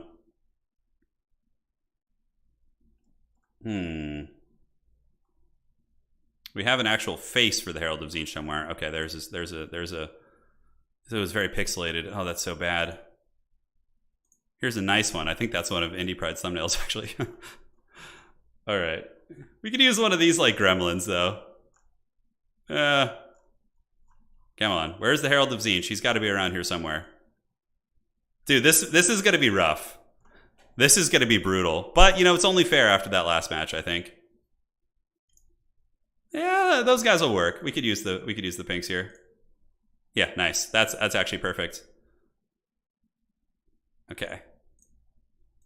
So you guys ready to see how the magic happens on the back end? Okay, so here we go. We have this. Okay, so we got Jack and we got Rose here from Titanic. We got Azazel, so we gotta like get a little bit of brush here, start like cutting this out. Perfect. Let's go to 50. He's gonna have to lose the horns though, because it's just it's gonna look better without them. Some hard Photoshop work. Okay. Not my finest work, but I'm known for my terrible work, so that's the point. You can probably crop that down. It's going to be really low quality because the Azazel image was like super pixelated, right? Okay, so here we go. All right, oh, it's almost perfect. Nice. Okay, so we got that. It's so shitty, dude. And we can use this head here. All right, that'll be pretty good. This one's going to be a little bit trickier. Hold on. So maybe we can just like get rid of that real quick. Nice, nice. It's always nice when it's like has that like that solid. There's a little bit of messy leftovers here. I could do a whole stream of just making thumbnails with you guys. That'd be pretty fun, wouldn't it? Would you guys actually watch that if I did like a stream where I just made thumbnails? Okay, so we need to flip this horizontal. Paint.net is really nice, actually. That's what I use for like everything. Yeah, see, there's still some leftovers here. Oh, we need to put it in a new layer. Okay, so her head is kind of like this.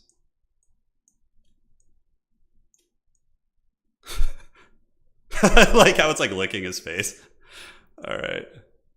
There we go. That's prime time. That's pretty prime time right there. I mean, we could add more detail, but for the most part, I think that's pretty good. It's so stupid, bro. Oh, man. Okay, I hope you guys enjoyed that. Yeah, so that's basically how, like, that's how you would do it. I would watch thumbnail stream. That sounds like fun. Where I just make thumbnails for like the whole week. Like I have videos and I could just do like an hour-long stream of us like doing that. Spartacus just appears in chat. Hey, do you want me to do it? No, I got it, Ryan. I got it. No worries. The tongue the tongue is really good. I'm gonna keep that. That's gonna be the thumbnail for the meme. Yeah, people who just joined the stream, they missed the meme from earlier. Okay, hold on. Yeah, so they're still doing their armies actually. Dude, what if the ogres win this somehow? See, that's the exciting part. The what if. Yeah. Oh, dude, I've been doing Haggard thumbnails since 2017, man. I can make them really quick too. Italian Spartacus says, here I am applying high art principles, worried about color correction, theory, and tendencies, and I'm just... yeah. We got more memes in the Discord chat? All right, let's check it out. Let's see what we got here. I fear no man. That's good. Oh, man, okay. So let's just look. I can just share the Discord, actually. We could just, like, share the Discord screen. All right, so here we go. Where are we at? Perfect. I could do the memes. I could do a meme stream. It'd be fun, like late at night when I'm just doing it or something. Maybe do a video. All right. So we got some good ones here. That's pretty good. Look at this one. This is Captain Jack Sparrow, and we have like Azazel sinking into the water here. I like that. That's a nice touch. We got Willow. Shout out to Willow here. I fear no man, but that thing tide call scares me. Oh man. Yeah, for anybody just joining, Azazel fell into the water and sunk in one of our previous games. It was pretty funny. That's a good one. So Azazel can't swim. See, I think with this one, this is really good, Nanny, but you need something with, I mean, you have Azazel's name, I guess that works, but like maybe like his horns sticking out of the water would have been like, just like Chef's Kiss. The hell is this? Oh, it's Gollum. It's Azazel. That's pretty good. I like that, Chadwick. Nice. Nice. That's a good touch right there. That's a really, really good touch. Okay. Lord sniping, pull back, you're overextending. No, that he sinks into the water. From Soup. Dude, that's really good, man. That's really good. Holy shit, I love it. These are all really good, guys, man. You guys nailed it. These are some high quality memes here. All right, so let's switch on back here. Thank you guys for those. That just brightened my day. The Isildur meme. The Isildur meta meme. It's so good. Oh, man. Dude, we got the Sparty here, man. How lucky are we? We have the dreaded Spartacus joining us. No Helman Gorst. Okay, well, okay, never mind. Helman's in reserve. Helman's in reserve. The Gollum Azazel is really good. And, like, that actually takes a little bit of effort. The GIF one, yeah, that's tricky. Yeah, that was quite a moment. This creation was so good that my dog went crazy while watching the stream with me. Now I can't hear anything. Oh, dude, that's so fun. Dude, Azazel just listening to the Titanic theme as his haggard feathers sink into the water. All right, now we're back to the suffering. So we got ogres versus vampires. But at least it's not Slanesh versus vampires. You see, this is what I'm talking about, random. This is the shit that I want. Because you know you're going to probably lose. So why not just try something crazy? We got double giant. We have a Slaughtermaster of the Great Maw, a Hunter, and 2 Iron Blasters. Literally an entire SEM army. Oh my god. How is this going to work? I have no idea. Looking at the army of the vampire counts, it's classic competitive stuff. So it's Crypt Horrors with Skeleton Spears. I mean, dude, how the hell are ogres going to beat this? Like, spears with Crypt Horrors? Like, dude, you just, like, what are you going to do? You're just going to die. We got more Skeleton Spears. We have a Zombie Lord. Oh my god. A zombie is the lord of the army. With some Vargeist. And I believe there's double Necromancer too. Yeah, so we got Necromancers mixed in the army with Raised Dead and all their good spells. And yeah, mainly just Raised Dead. So that is it. It's so good. Yeah, it's so good. We need a hot dog stream before launch. Oh man, we could even just do one after launch too though. It doesn't matter. I'm down though. I'm down for a hot dog stream. I am down. So, yeah, I mean, I don't know how this army's going to function. Ogres should be able to feasibly hold their back objective, you know, with just some bulls and random stuff. But the question is, how well are the Iron Blasters going to do? I mean, they could potentially get a lot of value. Giants are decent fighters. So the first Iron Blaster shot's downtown. Hey, you know what? That actually did some okay damage against the Crypt Horrors. We'll see what kind of work continues to go. I would like to see some of the, from maybe some of the Pistol Ogres, like some Maneater Pistols or something. That could be really neat. We got the double Iron Blaster and the Slaughtermaster of the Great Maw moving out. That is the Sternsmen. Sternsmen are just so good. Dude, look at the Iron Blasters from downtown. They probably should start shooting into the Spearmen. I don't know how the Ogres clear those Spearmen. He does have the cannonball thing, right? On the hunter? No, he doesn't have the cannonball ability. That would have been good at clearing out skeletons, actually. So Graveguard being summoned by Anticity. The Giants are just marching to their doom, basically. And the Iron Blasters are going to continue shooting here. But I can already see the writing on the wall here, unless something really wild happens. Maybe the Giants kill the Necromancers quickly. We'll see. Oh, shooting into the blob here. Oh, nice shot. I mean, Ogres are getting damage value. But the problem is, I don't think they're going to be able to hold objectives. Like, they just, yeah, it's going to be hard. I mean, Giants, I don't think they have great capture weight. Another Javelin coming in. We have a second Hunter on its way. And now we get some Ogre Bulls, and they're looking to party. Crypt Horrors are getting eviscerated pretty hard. I mean, maybe we're onto something with the Ogres here, but I just don't know how they remove this many Skeleton Spheres. The Giants should just go smash this Necromancer if they can, if he's going to give it up. It looks like counts are going to go for the triple cap, so they're just going to opt to go, for all the objectives, which makes sense against an SEM-based army. And we do also have up in the sky the Devils of Swarthof, and those guys are just such a menace. So Iron Blaster shots continuing to rip up into the hills, doing some decent damage, but not enough to probably get the W here. Two Giants moving into the spheres. We're going to need some Ogre Bulls for sure here. Preferably the dual weapon variant. I think that would be the way you want to approach this. So these are zombie summons that are going to be lasting a dreaded 80 seconds. Oh my god, that's so brutal. That's so long. And the objective capture weight is going to be going to what appears to be the vampire counts. Obviously, they have a lot of stuff on here. Although, no, actually, is that going to ogres? I think that's vampire counts, yeah. Sometimes the UI can be a little bit confusing. Now, up in the high ground, we do get a lot of bulls coming in. The bulls are going to be jumping up with the Noblars. Noblars, of course, have pretty terrible capture weight, but this one is still not held by anyone. And the Iron Blaster is shooting up. Oh, the Devils got popped. They took some big damage. And I mean, Anticity hasn't really done much damage yet. Maybe the Double Giants can just club these characters off the point and take down, the Corpse Guard. We don't see Helm and Gorse coming. Oh, you know what? Helm and Gorse actually sucks here because Mortis Engines are not good against ogres. Okay. Maybe we're onto some weird meta witchcraft. Who knows? So top objective is going to be abandoned. Ogre Bull is probably going to pull back and maybe rotate to the middle. Ogre Kingdoms do own the middle objective, it looks like. Vampire counts are on their way to taking it back, though. The Double Giants are here, and maybe the Iron Blasters are going to shoot in against the Necromancer. No, it looks like a zombie summon's going to go down back there, so... Yeah, but Ogres managed to get an objective, which is impressive. I would like to see maybe some Ogre Bulls go down here, too, but I guess Blood Knights or any sort of Cav could be summoned very quickly and just wreck them, so... That's a little bit precarious, but yeah, this is just looking like what I expected. Like, Vampires just tar pitting the objective and Ogres not having enough DPS to get them off. Also, the Spearmen and the Crypt Horrors here are going to be very nasty. Sternsmen are getting Shrek'd pretty good. I mean, the value lead for random is somewhat substantial. There's going to be... Oh, the Great Maw! Oh, that spell hits hard. That should munch through a lot of these guys. Oh my god, the destruction! Did you guys see that? That whole army of undead there just got crumbed. Did that get the Sternsmen? No, it just got all the zombies and skeletons, man. Okay, if these Ogre Bulls had been here, they probably wouldn't have lost this objective. So the Great Maw actually did a lot of work there, and these Crypt Horrors are being taken down. The value lead for random is pretty substantial. Graveguard, great weapons coming out. We do get some Ogre Bulls moving up to the high ground to try and start working on those zombies, which is good. The Giants, of course, are crumbling the Crypt Horrors as well. See, I think crumbling units shouldn't have capture weight for undead. I think that would actually be a nice balancing change, and that would also affect demons and things like that.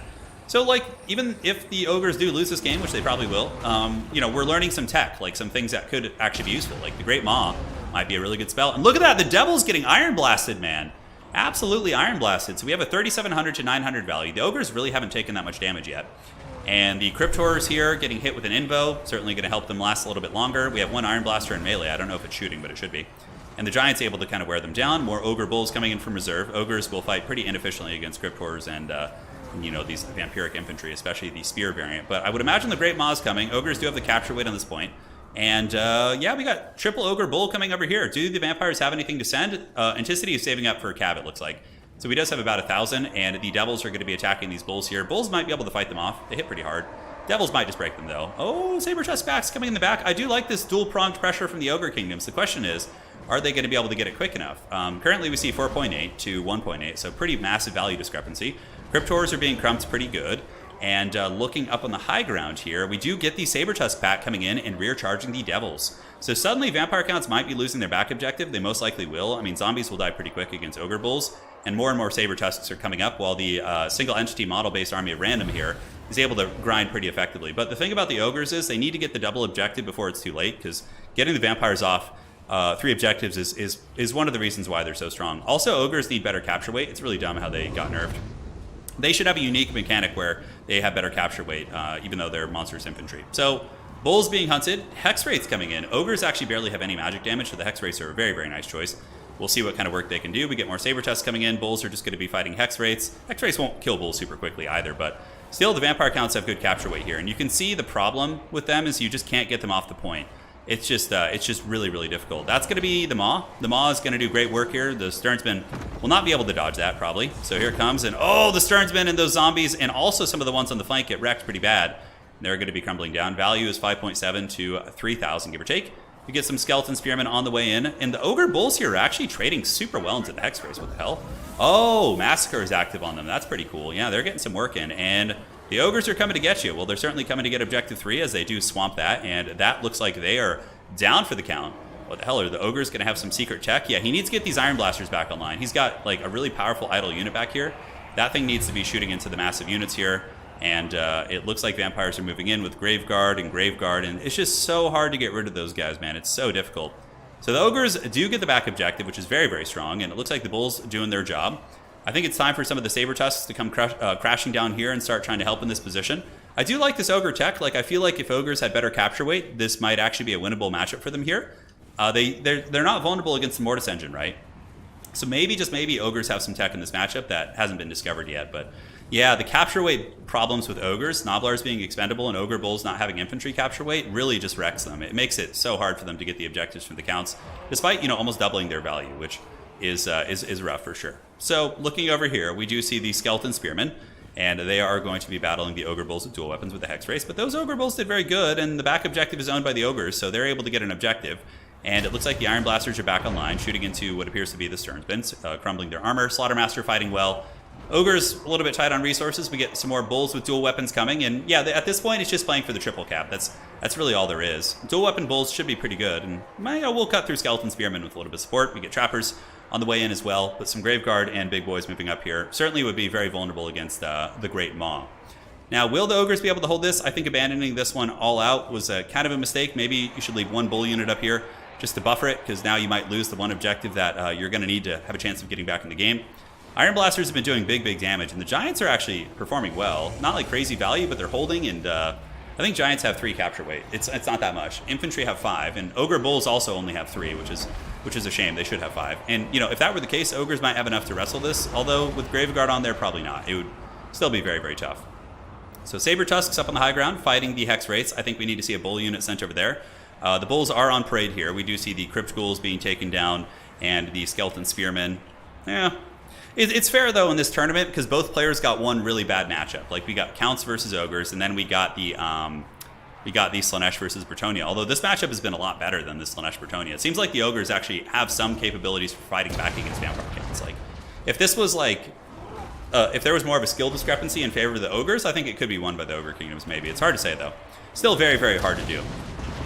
And a lot of that is because of the ogre capture nerfs, which were unintentional. I don't think they were like trying to nerf ogres. I just think it just ended up happening with some of the changes they made. So Iron Blaster from random. They've obviously gotten huge value. Capture weight was actually for the ogres for a second there. The vampires still have all these Graveguard. I mean, maybe, just maybe, if the Ogre of the Great Maw gets like a huge like feasting spell right there, you could do some good damage. This objective is going to be taken by the Hex Wraith and Skeleton Spearmen. That's going to be a triple cap, and that's GG. There's no way the Ogres have enough time. But dude, the Great Maw is a brutal spell in this matchup. Like, I think he's on to something here. It's been pretty cool that we discovered it. He's gotten 1,600 value, almost 300 kills. Many of those units, yeah, like if Ogres had better capture weight, I think they might actually be good in this matchup. Like, because the Bulls could then steal the objective up here, right? So Skeletons need expendable, okay? And then Ogres need to have their capture weight fixed, and boom, suddenly this objective is going to the Ogres. And then you have like maybe a somewhat balanced matchup. Yeah. So once they fix those kind of like little errors, which I'm pretty sure they will, it'll be a lot better. But hey, Iron Blasters were good, Giants were an okay tech, Slaughtermaster was good. There was a lot of cool innovations from random there that we learned, but obviously it's just such a hard matchup. So that is going to be 2-2. We've gotten the OP matchups out of the way. Let's get the good ones. Nice try. Yeah, I really like that. That was a nice attempt by random for sure. Okay. So let's get the faction selection. And now we have all the really broken factions out of the way. Vampire Counts and Slaanesh. And we'll cut them. And Slaanesh is out of the way. So we got the Ogres are coming to get you. And here's the thing too. If Domination Mode gets changed to be longer, which I believe it is going to be, then Ogres might have more time to kill the Vampire Counts and get the objectives with a triple cap. So see what I'm saying? There's certainly some give and take there. So let's switch this. We're going to game 5, ladies and gentlemen. Here we go. Let's roll them factions for the Kraken King. Let's see what he gets. Just watch it be the Derry. Tomb Kings versus... And they both have rerolls right now. So they can reroll if they don't like this matchup. Festus isn't that bad. You can kill Festus with range, and he's very easy to snipe, so... Time to kill. Tomb Kings versus Skaven. I would probably re-roll that if I was Skaven. Because that doesn't feel good. Okay, so... Anticity is Tomb Kings. Random Skaven. I would re-roll if I was random, probably. But you could re-roll into Dwarves. Which Dwarves might actually not be terrible against Tomb Kings. I mean, yeah, I don't know. Tomb Kings have always been pretty good against Skaven, so... Can you tell us more about the longer domination matches? We don't really know anything yet. It's just something that's been discussed. Yeah, I don't blame random there. So we will remove Skaven from the pool. We already saw some Skaven games today, so... And then we will re-roll here. Honestly, what would you want to get here? I mean, there's plenty of good choices, so... Here we go! And...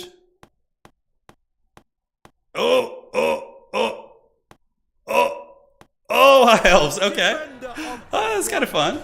I don't know how this one's gonna go. Yeah, like this is a cool matchup. So, High Elves. High Elves versus Tomb Kings. Yeah, you know, Flames, the Phoenixes might be really good here. Like the Flamespire Phoenix bombarding Tomb King's infantry, that could be really good if you micro it well. I'm hyped for this one. What's the map again? I think it's Grove of Slaughter. Oh, this is gonna be wild. Okay, the birds will be good here. High Elves, I think, have some teeth. Yeah, I'm curious about this. If anybody can make this work, it'd be random for sure. He's very, very strong. So that was a super tense. I thought it was gonna land on like several things. Yeah, the random selector is a tease. It really is, isn't it? If Spartacus is still in chat, he's probably super stoked. That's correct. Rigged. High Elves are not bad in domination mode. They have some good tools. I think the Phoenixes are going to be a big staple for sure. Also, you can bring a Shadowcaster with Pit of Shades. So there's a lot you can do. Yeah, let's get it, man. There you go. Yeah, so I think extending the length of the domination matches would help balance the vampire counts, because vampires usually sacrifice value to just swamp you on objectives. And like if the ogres had like, let's say another 5 minutes in that game, they would probably be able to kill the vampire counts, like off the objectives, and then potentially win. So I think that would be a good step forward. You don't want to make these drastic changes. You want to just like do these more conservative changes over time and see what really sticks. Why are the Skaven gone? Because we had a reroll. So they selected Skaven and then we rerolled them. Yeah. So Dr. Stein has a question about this matchup of land battle. Shoot, man. Shoot, any questions? Wouldn't making skeletons expendable from overpowered to instantly weak? No, I mean, they would still be really good. They're really cheap and take forever to kill. I think skeletons should be expendable for sure. And with that change, like Helm and Gorse getting nerfed, skeletons becoming expendable, and the length being increased, I think that will address the vampire counts problem. But then we still have Slaanesh. Slaanesh needs a nerf on its Marauders, and then I think we might be okay. Like, it's insane how well balanced this game is, considering we have 23 playable factions in an RTS. Like, for the most part, balance is pretty good. It's just the only the only factions that really throw a wrench in things are Slaanesh and vampire counts. Like, everything else, like, not so bad. Khorne you can definitely beat. Nurgle is very beatable. And Tzeentch, you know, has its weaknesses too, but it's just those two factions are the problem children. Yeah. Next time you do this, you should consider giving people the option to make their opponent reroll too. yeah, that's something we could talk about with the players. The next tournament I'm having will probably be a normal one. That's going to be on launch. I'll probably do some, like, I'll have a lot of videos this week. We'll have a podcast stream. A couple other things like that. Yeah, Cryptors are a little bit undercosted too, I think. They're really good. Uh-oh, my internet's acting up. Sorry about that, guys. Okay, should be able to stabilize here in a second. Ooh, Cetra. I would love to see that. That'd be really cool. A lot of fun options on both sides. Yeah, dwarves are tricky. But dwarves, the longer the game mode, the better dwarves are. Because dwarves can value trade very well. They just need a longer battle to win. Like most of the time, dwarves are up on value, but they just lose on objectives. So like if you extend the length of the games, dwarves are much happier. So I think that's good. Yeah, Alex, for sure. I mean, Warhammer multiplayer is like the fact that we don't need rules anymore for our events is huge, and we're pretty close to being where we need to be for like a solid meta, like very close. Like the end of Warhammer 2 had a pretty bad meta too. It was just Grom the Paunch over and over again, just rubbing his fat belly in our faces. You know, so there's been dark ages for sure. Nothing has been worse than the launch of Warhammer 3 though. Like the launch of Warhammer 3 multiplayer was so bad. Oh my god, it was so bad for so many months. But now it's like this could potentially be the best it's ever been if we get some of these minor changes. Yeah, and dwarfs would be good in siege tournaments. Yeah, yeah, they'd be good. They would be good. So high elves, you have an Archmage of Shadows, which makes sense. You want to Pit of Shades down those Tomb Guard. Silverins, White Lions. He really likes to play that playstyle like he did earlier. We saw it. Oh my god, are we going to get techless on the bird? Oh yeah. Birdless. Peckless. Oh, techless with the bound fiery convocation. Oh, that combo's cool. So you bring techless, but you just bring him with his items for fiery convocation and Sword of Techless and a net. So you net fiery convocation to one-shot a Tomb Guard. Then you Pit of Shades the other ones. And you're just like clearing out Tomb Guard like it's nobody's business. That seems like a really cool combo. I want a Phoenix, though. We need a Flamespire Phoenix. The bombardments will be really good against Tomb Kings. And also, it helps you if they go SEM spam, like a Tomb Scorpion, you have a Phoenix that can kill it. So I think you need a Phoenix in your build. Yeah. Yeah, Gunhound, I can't be mad at the bad launch. It gave us more Age of Empires time. It's true. It's true. Turn, do you see any change in CA's buff nerf philosophy with IE potentially? I think if anything, Creative Assembly is like more active on buffs and nerfs. Like they're more into they're more paying more attention to multiplayer, which is great. And they've been very receptive to feedback. I mean, if you look at how Domination was when the game launched to how it is now, it's a completely different game. Like launch Domination, you started with half the funds. There was a comeback mechanic, the capture rate, like the capture weights were all different. Like there's so many changes. Let's see. Kale, I have no idea. I would recommend joining our Discord, and you can message Zyphos. I know he does like 3D modeling stuff, so you could shoot him a message. He could probably answer for you. Is there going to be unit caps per army in Warhammer 3? So unit caps are checked on, and it's like standard stuff. So they're already in place. Like, so you can't just bring like 50 of one unit, which would be kind of dumb. I mean, that's what campaign's for. All right, let's see here. Yeah, pretty cool Tomb King's army. Tomb Guard Halberds, Kepler Guard. We got some double Tomb Scorpion, which I really love Anticity's use of the Tomb Scorpions. They have Vanguard, and they certainly do some work. It's got some Horsemen, and yeah, Cetra is going to be on the Sphinx, it looks like. So the High Elves need to put some respect on the big Sphinxes. He really likes the Storm Riders. I've seen Random bring them several times. I kind of like this. He's got Peckless on the bird, but Peckless can't do the bird droppings. I have no idea. Yeah, I think Peckless on horseback is better with more infantry. But you need something to kill the big monsters of the Tomb Kings. Otherwise, you're just going to lose. Spearmen won't kill them. It's going to take too long. What are your thoughts on the idea of unsummoning? I have thought about not having you be able to resummon anything. Like, I kind of like that in theory, but I don't know how it would actually play in the game mode. It would need a beta test. So, like, you have domination battles where when something's dead, it's gone forever and you can't unsummon anything. I would actually, I think that would be cool, but we need to have a beta to test it, right? Yeah, we need to have a beta to test it. Kepler Guard have 100% armor piercing, so they just cut through everything. But that's why the Pit of Shades needs to be used on them. He's going back between Peckless and Horse Techless. He's like random switching back and forth on his selections there, which is fine. Anticity is staying. Oh, I see you added the horns. That was good. Nani in Discord, I see you added the horns for that meme. That's great. That's the chef's kiss right there. It's great stuff. Very good. All right. Seems solid. And no problem, man. No problem. Cool. Internet looks like it's not acting up anymore, so I think we're all set.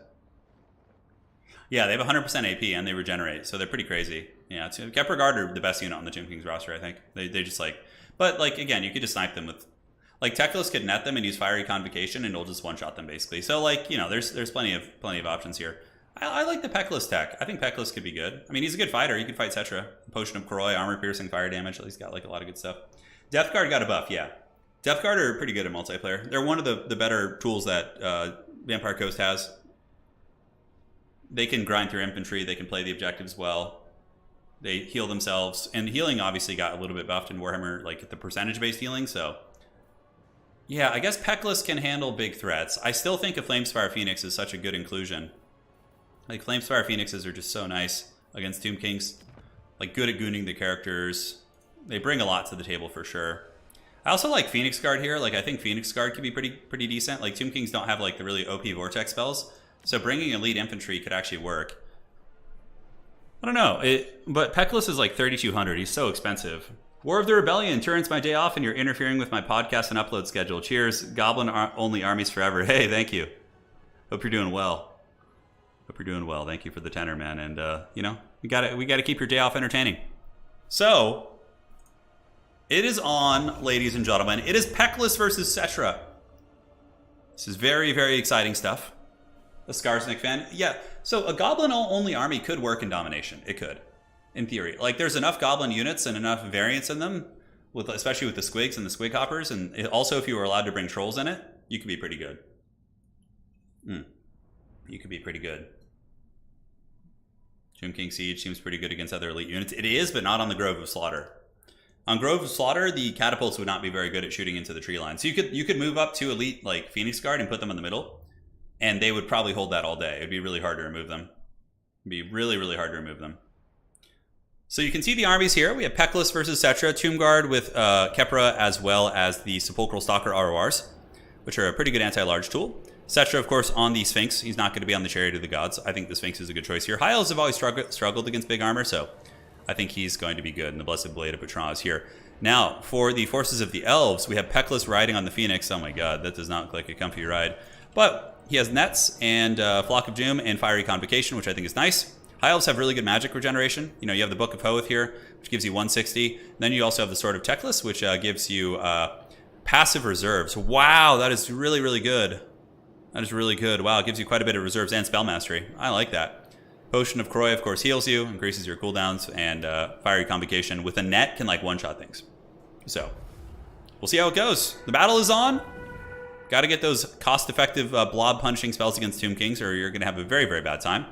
Peckless is going to go looking for Kepra Guard, although, man, if you got an overcasted net, like right here, okay, and then a Fiery Convocation, like right diagonally across them, that would just obliterate those skeletons. They probably all die. Honestly, I would probably do that. I would probably do that. So you're thinking of a swole Teclis when I say Peckless? Yeah, that's true. He's just like doing bench press all day. Yeah, you know what? I actually like that. Overcasted net, diagonal cast. Yeah, Anticity notices it. See, he realizes that could happen. He sees the danger in it. So Teclis is going to kind of keep scouting about right now. So the Fiery Convocation not going to be as good. There was a slight window of opportunity, but Anticity reacted pretty quickly and was able to dodge that. So we got Silverin Guards going to fight here, but Kepra Guard will take them apart very effectively. White Lions moving, and it looks like Random's going to be sending Silverins and a Mage of Shadows over, and both players are now descending their forces out across the map. And where will Peckless go? I think if you're High Elves, you just play the middle and play over here and just try and have a big pit fight and see how it goes. Peckless is... I mean, Random has got to know that there's a huge High Elf force hiding in the bushes here. So, Eyes of the Desert also going to be a little bit tough to kill for sure. High Elves look like they're going to get the middle. It doesn't look like Tomb Kings are going to contest that too much. As far as summons, High Elves are saving resources. Tomb Kings summoning out more chaff. So we see Tomb Guard coming out from the pits, and it looks like Peckless is going to go after your boy Cetra. So Cetra might get a free charge into the spears. Sepulchral Stalkers could do big damage. Peckless better watch out. Looks like they're going to be shooting, and the spears were not braced for the charge, so they get run over and take a substantial amount of damage. And will Peckless go in now? Very risky. Sepulchral Stalkers, the Eyes of the Desert, could be very, very nasty here. Here they come. Big shots going into the Silverin Guard, it looks like. And Cetra just causing massive amounts of havoc. We do see the Kepra Guard here, so the die is cast. There's going to be a net going down and then a Fiery Convocation, most likely. So net and Fiery Convo should go down. Yep. That will do some big damage. So Kepra Guard are a pretty expensive unit, so you're going to want to do that. And the net is going to last another 12 seconds. Let's see how it does. And pretty good. Yeah, I would say that's pretty cost effective. Brings them down to about half health, but the Tomb King's army passive, or the lore passive, is going to be healing them for 180 HP every time a spell is cast. But Kepra Guard is still here, and the Silverin Guard, I think, overextended a little bit. Gonna need a little bit more magic. The middle is owned by the High Elves, far side owned by the Tomb Kings. High Elves gonna be maneuvering their forces over, and that's what I'm saying. Like, I feel like they need a little bit more stopping power here, like a big fighter type character. Objective owned by the Tomb Kings. White Lions coming in. We do get Tyrannoc Chariots and Silverhelm, so some cav are on their way down. And it looks like Peklis is going to be battling Cetra. He does use the Potion of Koroi to get the ward save. And now White Lions have also gotten embroiled in combat, Silver and Guard fighting, and there is going to be a nasty Pit of Shades. Is it going to get him? Nah, Pit of Shades. Oh, yep, it hits the Kepler Guard. Oh, it gets like the whole unit. Oh my god, nasty, nasty damage as Random Nix pulls ahead in value. Losing Kepler Guard there is pretty brutal, because White Lions will outtrade most of these infantry units we're seeing here. The Japs Cursed Blades is active. Kepler Guard are crumbling, disintegrating. They have one model left, but not before they punish the Silver and Guard. Flock of Doom going down from Teclis. High Elves obviously have a ton of Winds of Magic from all their items, so they are doing quite well for themselves. And where are the Silverhelms going to go? They're going to go like sandwich these Tomb Guard here. That could be a pretty nice cast. So that Mage of Shadows did get over there, and Teclis and the White Lions of Krace fighting pretty cost effectively, actually. Looks like a little bit of damage against the Eyes of the Desert. Here we see the Tyrannoc Chariot of the High Elves running through some of the Tomb Guard, who do get the Incantation of Protection from Cetra, which is going to be giving them 40% ward save, which is quite nice. Looking in the middle, it seems like it's still High Elf owned, but Tomb Kings could contest this. We see some Skeleton Horsemen coming out, and it looks like Anticity is going to be going for a rotation to the middle. High Elves cannot afford to lose the middle, so we see some White Lions moving over there, but if the High Elves lose the middle, that might be a potentially game-losing play. Value trading is pretty even. Honestly, aside from the magic, the Tomb Kings seem to be trading a little bit more effectively. We do see the Eyes of the Desert getting attacked by Peklis once again, and the White Lions of Krace getting attacked by Tomb Scorpions. Tomb Scorpions are going to be tough. High Elves didn't bring another Phoenix, so they might struggle to deal with the SEMs. It looks like another Pit of Shades is going to go down here, which should just kill these Tomb Guard or just put a massive amount of hurt on them. So there they go. There is a Shadow Mage with Teclis, so Shadow Mage is back here, so that's what's going down. We do see the Tomb Guard getting wrecked there. Random Nix pulls ahead in value a little bit, but Tomb Kings have a lot of healing via their lore passive, so it's a little bit trickier than you would think. Tomb Scorpion's going to be hunting that Mage of Shadows, which is probably, cast its last spell. And Tomb King's now going to be moving into the middle. We see Silverins versus Tomb Guard and Silverins versus Chaff, but there might be enough Chaff that they can get it. We do see the White Lions of Krace moving to the middle, but obviously there is a little bit of a timer on this. The High Elves are going to need to get this side objective sooner than later, that is for sure. So Eyes of the Desert going down, but the value differential has been brought even. Anticity does get the big, dreaded Tomb Scorpion and is able to take out the Mage of Shadow, so the Mage is being escorted to the Shadow Realm where it belongs. We do get some Rangers. They are going to be pretty good against killing skeletons, and White Lions are trading well. Silverins holding it back. Objective is going to the Tomb Kings, but only ever so slightly. So if the Elves can actually kill some of the stuff here, they might be able to, get the capture weight back. And I think really the Elves need to focus on the side here. What do we get? Reavers coming out. Reavers might be able to come in. Capture weight for the first time does go to the Elves here, as Peklis is able to get some good value on the Sepulchral Stalkers and bring them down. Teclis takes a bit of damage value, but again, he has pretty good means of healing himself, and it looks like a Flock of Doom going down. Very nice. It's going to hit a lot of units. But the High Elf Infantry do buckle, and in the middle, the High Elves are holding it, but it's looking like the Tomb Kings have got a solid grasp on the game. We do see Kepler Guard coming out once again, but they're relatively slow, so it's going to 28 speed. It's going to be a while before they get there again, and yeah, very, very strong unit coming back, but a single Pit of Shades or some sort of Fiery Convocation will pretty much karate chop them again, so shouldn't be too bad. High Elves do secure the middle. Looks like they're outvaluing the Tomb Kings in some of these infantry trades. These what's it called? The not Skeleton Spearmen, but the Silver and Guard trading okay. Rangers should come in with their bonus force infantry and cut through Nahakar Warriors and other units like that with relative efficiency. Big Fiery Convocation, nice one. Ooh, that was a really good Fiery Convocation. Hits the Tomb Guard Halberds, hits both variants, but Peklis getting his butt kicked by Cetra makes sense. He's been okay this game. He's gotten about 2,500 value. Okay, that's better than okay. He's almost paid for himself, which is certainly not bad by any stretch. But yeah, the Tomb Guard Halberds are proving to be very problematic to remove. High Elves don't really have any infantry here. We have some Silverins coming back, but the Silverins just seem to be weak here. I'm trying to think of like their application. Like, what are the Silverins actually good against? Like, Tomb Guard will beat them. Tomb Guard Halberds will beat them. They won't kill skeletons quickly. I feel like the High Elves maybe need to rethink their infantry choices. As far as this matchup goes, and maybe bring like a Flamespire Phoenix, because like a Flamespire Phoenix could have used its bombardment to do a ton of damage against these units. It's very micro intensive, but I feel like it'd be strong. The Elves still trading pretty cost effectively in the bushes, though. You can see the White Lions chasing off these Skeleton Spearmen, and Rangers have gotten in and cut through the Tomb Guard with their bonus force infantry. And yeah, for the most part, it's going okay. Ushapti summon there from the Tomb Kings will be very, very nice, so they're gonna do some good work. And Peklis once again attacking these Tomb Guard. He doesn't have the bird droppings, unfortunately. And here we see Reavers coming in. Reavers going to be circumventing those units. And maybe he'll be able to crumble these Halberds. Their leadership holding pretty well. I mean, Tomb Guard are an elite unit. Cursed Blades is active, so their stats are going to be quite a bit nicer. It does give them 16 bonus versus large on top of what they already have. So Peckless and these cav units will get massacred pretty badly. More and more spears pouring in, but to the Tomb Guard Halberds and the SEMs, it seems like he just was not prepared for the single entities. And now the Tomb Kings actually have the capture weight, considering they have a big value lead. That's going to be a victory for the Tomb Kings. GG, well played. Anticity will win the series. So hopefully you guys enjoyed that. Really fun matches. We got to see Teclis in action, and he was good. But I feel like the Silverin are not a good choice. Like, none of the Silverin valued. Look, Kepler Guard, as overpowered as they are, they just get karate chopped by magic a lot of the time, right? But the Tomb Guard Halberds just had great fights across the board. Sepulchral Stalker still got 1,500 value, and the Tomb Scorpions were going to start accruing value over time. So, yeah, GG. I think High Elves can totally win that matchup. I think it's Tomb King favored, but I think that you just got to switch up your core units. It seems like the Silverins just aren't that great. I would actually like to see Tyrion. Tyrion could fight Cetra pretty well and also has crowd clearing. GG, well played, man. That was really, really fun. Yeah, there's lots of... High Elves have so much stuff to explore.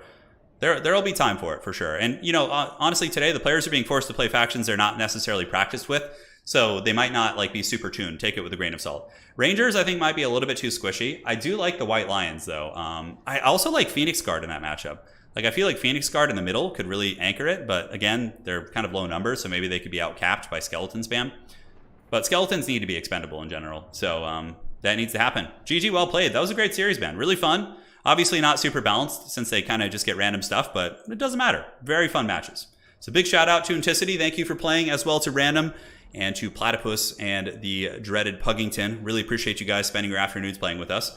And that will be concluding today's tournament. We'll make it official over on Old Scorecard. So let's find that. Go to the brackets.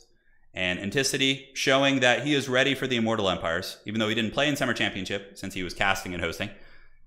He is ready to strike at Season 2 of Total Tavern Multiplayer and any other big tournaments that are on the horizon. So, ladies and gentlemen, if you enjoyed this tournament, please do drop a like on the way out. It helps me a lot. And we will be back tomorrow. Tomorrow, we're going to have 2 Total War videos going up, and we'll also be having an Age of Empires stream, so that should be fun. And appreciate you all. Thank you, guys. We had fun. We created a legend today with what's his name falling into the dreaded ocean, which was hilarious, seeing Azazel fall. So that was a pretty great moment. And yeah, got to see a lot of neat matchups today. Ladies and gentlemen, thank you for joining. Appreciate you all. We'll see you all on the other side. Take care of yourselves. And we will be wrapping up for now. Thank you for watching. And Dobi Zenya.